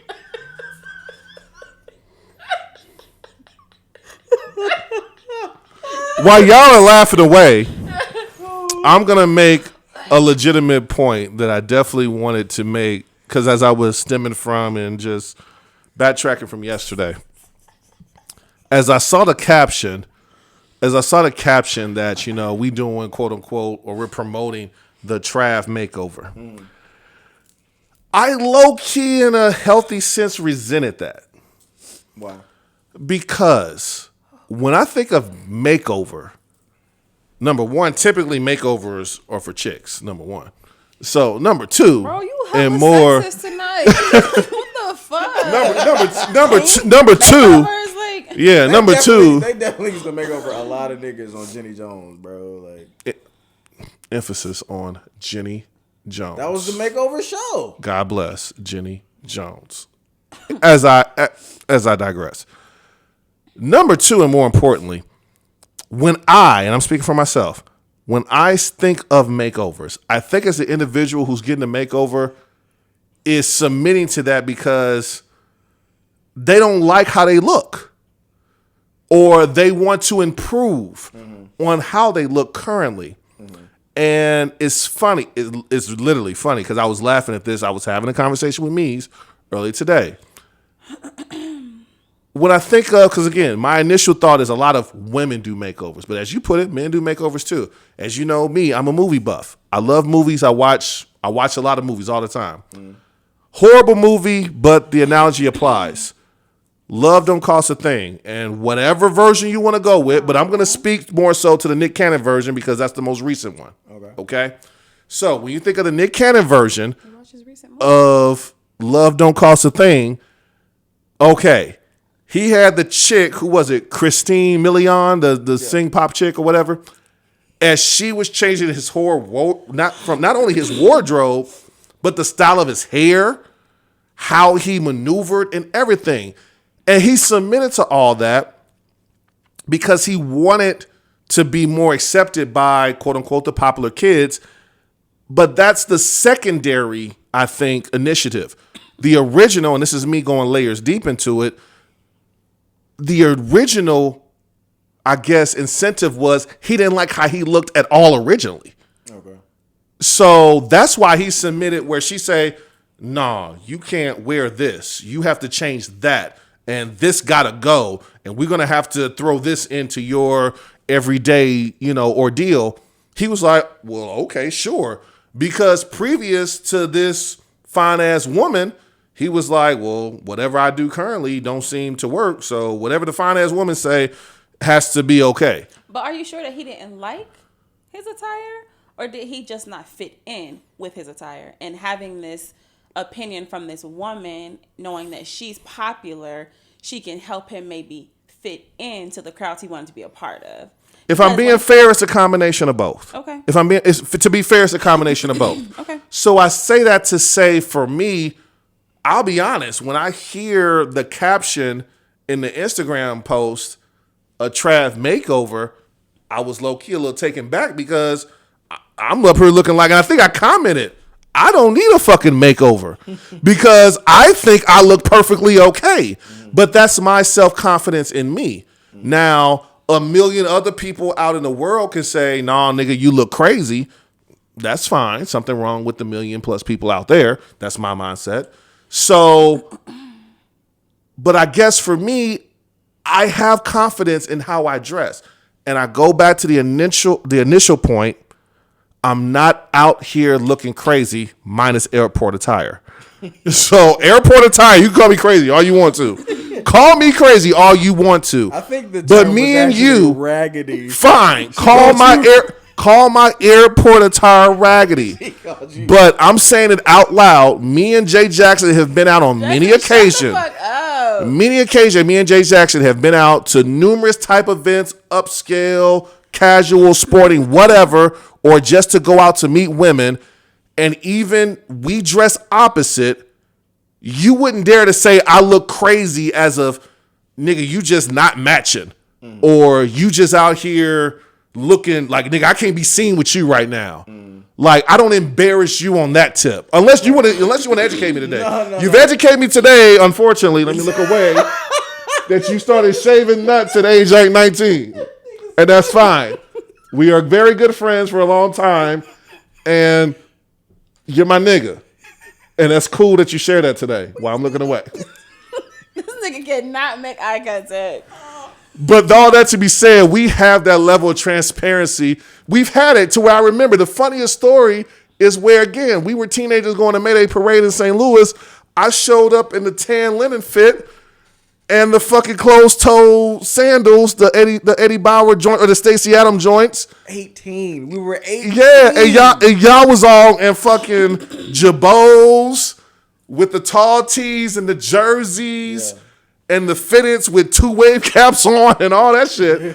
And I showed up because, I had my mom's Explorer. We was stunned. We had to borrow mom's whip most of the time. And y'all was like, bro, you can't go out with us looking like this. And I'm looking like, what the fuck is wrong with what I'm wearing? But the change. The change. When the change is worse.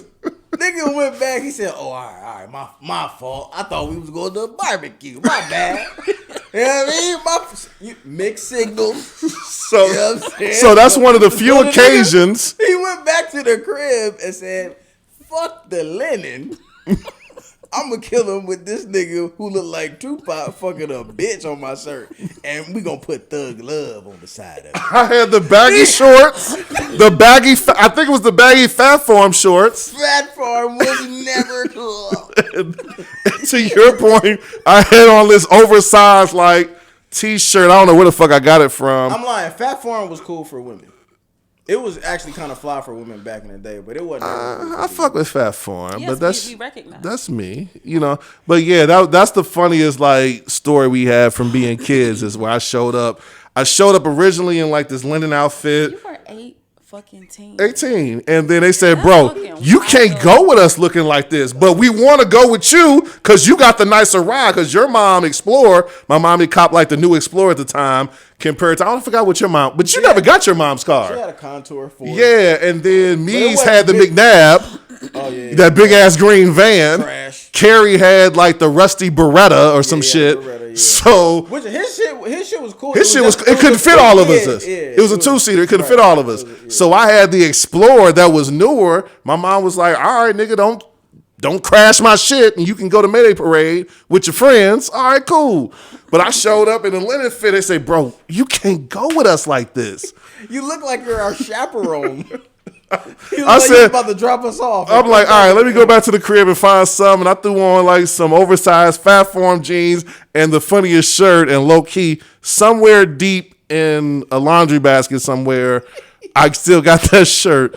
It was this Thug Love T-shirt that had a nigga with his hair half braided and the other half is the afro. And a chick. And this nigga had Allen Iverson fucking a groupie on his fucking shirt. Hilarious. And then I think I wore a visor with it or some shit, because I didn't want to fuck up my waves back in the day. And then finally these niggas was like, "Nah, man, you got the shorts. Get a jersey out of Jay Jackson's closet." Because again, this nigga had dozens of jerseys at that time when we were kids, and so. But all that to be said. Even at that time, I showed up with the utmost confidence. Shit, y'all niggas ready? Because I'm ready. And I'm teasing these niggas because they got to find their earrings. That's a cocky nigga. Yeah. Listen, this nigga is proudly saying, "I showed up looking like Unc." Y'all niggas ready? Let's go. So the fuck what? This what I'm doing. And the funny thing, the more funnier thing is they used to clown me. Don't, because I thought I was legit. I was 100% legit. Where niggas think it's fly now to rock gold, I was rocking gold, nigga, at 15. Nigga said gold. Gold, nigga, 10K. Ain't 14K. Not 14K because I wasn't rich. But I had some legit 10K. The Turkish with the Figaro link. And I had the matching bracelet. When was the time that you wore the fucking turtleneck and the gold chains and niggas was calling you Suge Knight? Because I had on the fucking Vibe cover. Remember the because I had on the black slacks with the black sweater turtleneck. I had a black turtleneck on. And then y'all go to Steak and Shake? We went, I think it was Steak and Shake. We went to a club first, and then Steak and Shake was after. We was at a club first. The Steak and Shake was after, and everybody was going A&R. He was trying to find the next Snoop in that motherfucker. Niggas was going ham. Niggas was going ham on Twitter. And this is where I wasn't even big on the Twitter shit, but niggas was going ham on Twitter. This nigga Travis, and everybody kept reposting that one picture where you had Tupac and Snoop and It was the Suge. Bob magazine cover. Yeah, that cover where everybody had on their black with the gold because I had on my black turtleneck with the gold chain and That shit. nigga came on the fucking group call like, if you don't want your producer I hate y'all. dancing all in the videos. Dancing. Come to death row. Nah, but I was clean though. See, y'all make me sound like Mike Epps from Friday. Yeah, I got them 20s. Nah, them 10s, but I keep them clean. That y'all make me sound like that, and that's not the case. That's not the case. Emphasis on not the case. Oh my God. But y'all make it sound like that. Yo, Trav, let me tell you something. This one is supposed to be funny. You a fucking wild. Like, you're wild. You sure? Because I think I'm low key. Nigga, you are fucking wild. I think I'm just low key. Because you're dead. Like, you're serious. Serious. Like, there's Dead no ass. hesitation. Yeah, dead Like, ass. you got to be about the cockiest nigga I ever fucking met in my life. And I don't like that because I do have a sense of humbleness to me. Where? It's in the baggy ass jeans at the Nigga just gonna walk and say, swoosh, swoosh. I do Just have a back and sense. forth. I do have a sense of Talking about humbleness some to niggas with me. skinny jeans can't run. Nigga, where the fuck are you going? The wind is going to parachute your hand. I just hope there's not a emergency and niggas gotta run. You know what I'm saying? Because niggas ain't gonna be able to run fast. I don't fucking get it, yo. Maybe that's why a lot of these niggas get caught. Because their pants is too small. I'm just guessing. I don't know. I'm just throwing it out there. I don't know. Hey man, we could talk about this for so much. We could, but again, I want to emphasize the point, real talk, that This nigga is I don't have an issue with how I look. Other people seem to do. But I'm saying other people, and I don't want to say other people that don't matter, but I want to say other people that I'm not necessarily involved with on a significant tip that matters, if that makes sense. So me, you talking about me? Well, no, again, a woman's perspective is a woman's perspective. Now, if me and her are involved romantically and she says, hey, Trav, I like who you are. I like your ambition. I like your foundation and all this. To break up with you. But, and then the but comes, right? But, I just don't like that you got creases in your pants. Yo, these creases been standing up strong as Hold on, let me pop the creases These real creases quick. been standing. Did you see This nigga said these creases been standing up strong. Damn right. Damn right. Shit, nigga, you Mikey 10 toes, nigga. Let me make sure I pop the creases right. You know what I'm saying? the fucking creases? Oh, he probably starts. You damn right. You damn right. I put about three or four. Up. I put about 3 to 4 blue jeans, 3 or 4 blue jeans of mine into the fucking cleaners, and I say, light starch on the jeans. Throw the crease in there. Boom. They fucked up on the light starch because this one fucking crease, this shit been standing strong. This shit been rock fucking solid. Hey, can you do? Oh fuck that!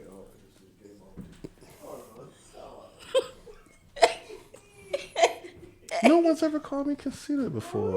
That's gonna make me think deep. I ain't done with this damn crease track. Bro, this motherfucker been standing at attention this whole fucking time. That's how it's supposed to go. Shout out to the Asian community. But nah, man, I was saying that we could really talk about this shit forever and ever and ever. This is hilarious, man, but I'm gonna close it out. I'm a little shit. That edible I think is kicking in on all of us probably right now. Very nice. But nah, man, I just want to say thank you all, of course, for coming on. Freck, Trav, it was a pleasure. I feel like y'all definitely redeemed yourselves. You know what I'm saying? Thank you. Because again, I'm sorry for last year. So it's all good, man. So thank you. This shit was fucking hilarious. And this, I'm not sure which one I'm gonna put out first, but I am gonna try to get more footage of this whole kind of changing up like the way that each of us kind of dress on the regular per se. I'm willing to participate, but we're gonna have some further conversations in for as the details, the fine details that I wasn't aware of, or maybe because what's the fine print? right, because maybe you shared it and I was under the influence heavily and I don't remember them. But Typical. On brand. You're consistent. that's fine. I own that. You're consistent. So Motherfucker, boy. He said I own that. yeah, I own that. But I mean, I would Drink up, say people. so. I would say this just to put it out generically. I'm 110% okay with if you were to say, "Hey, Trav, rock this jersey tonight and these joggers." And then, you know what? We'll see as women you approach if they're more receptive to you compared to my creased jeans and my button-up shirt and my dress boots. And then if I were to say, okay, Jay Jackson, cool. Well, then how about you throw on some jeans without rips that you don't have to jump up and down to get into, and you put on a shirt with a collar, but with no hoodie. And then we'll see if women are more receptive. I'm okay indulging into that, quote unquote, as you put it, social experiment.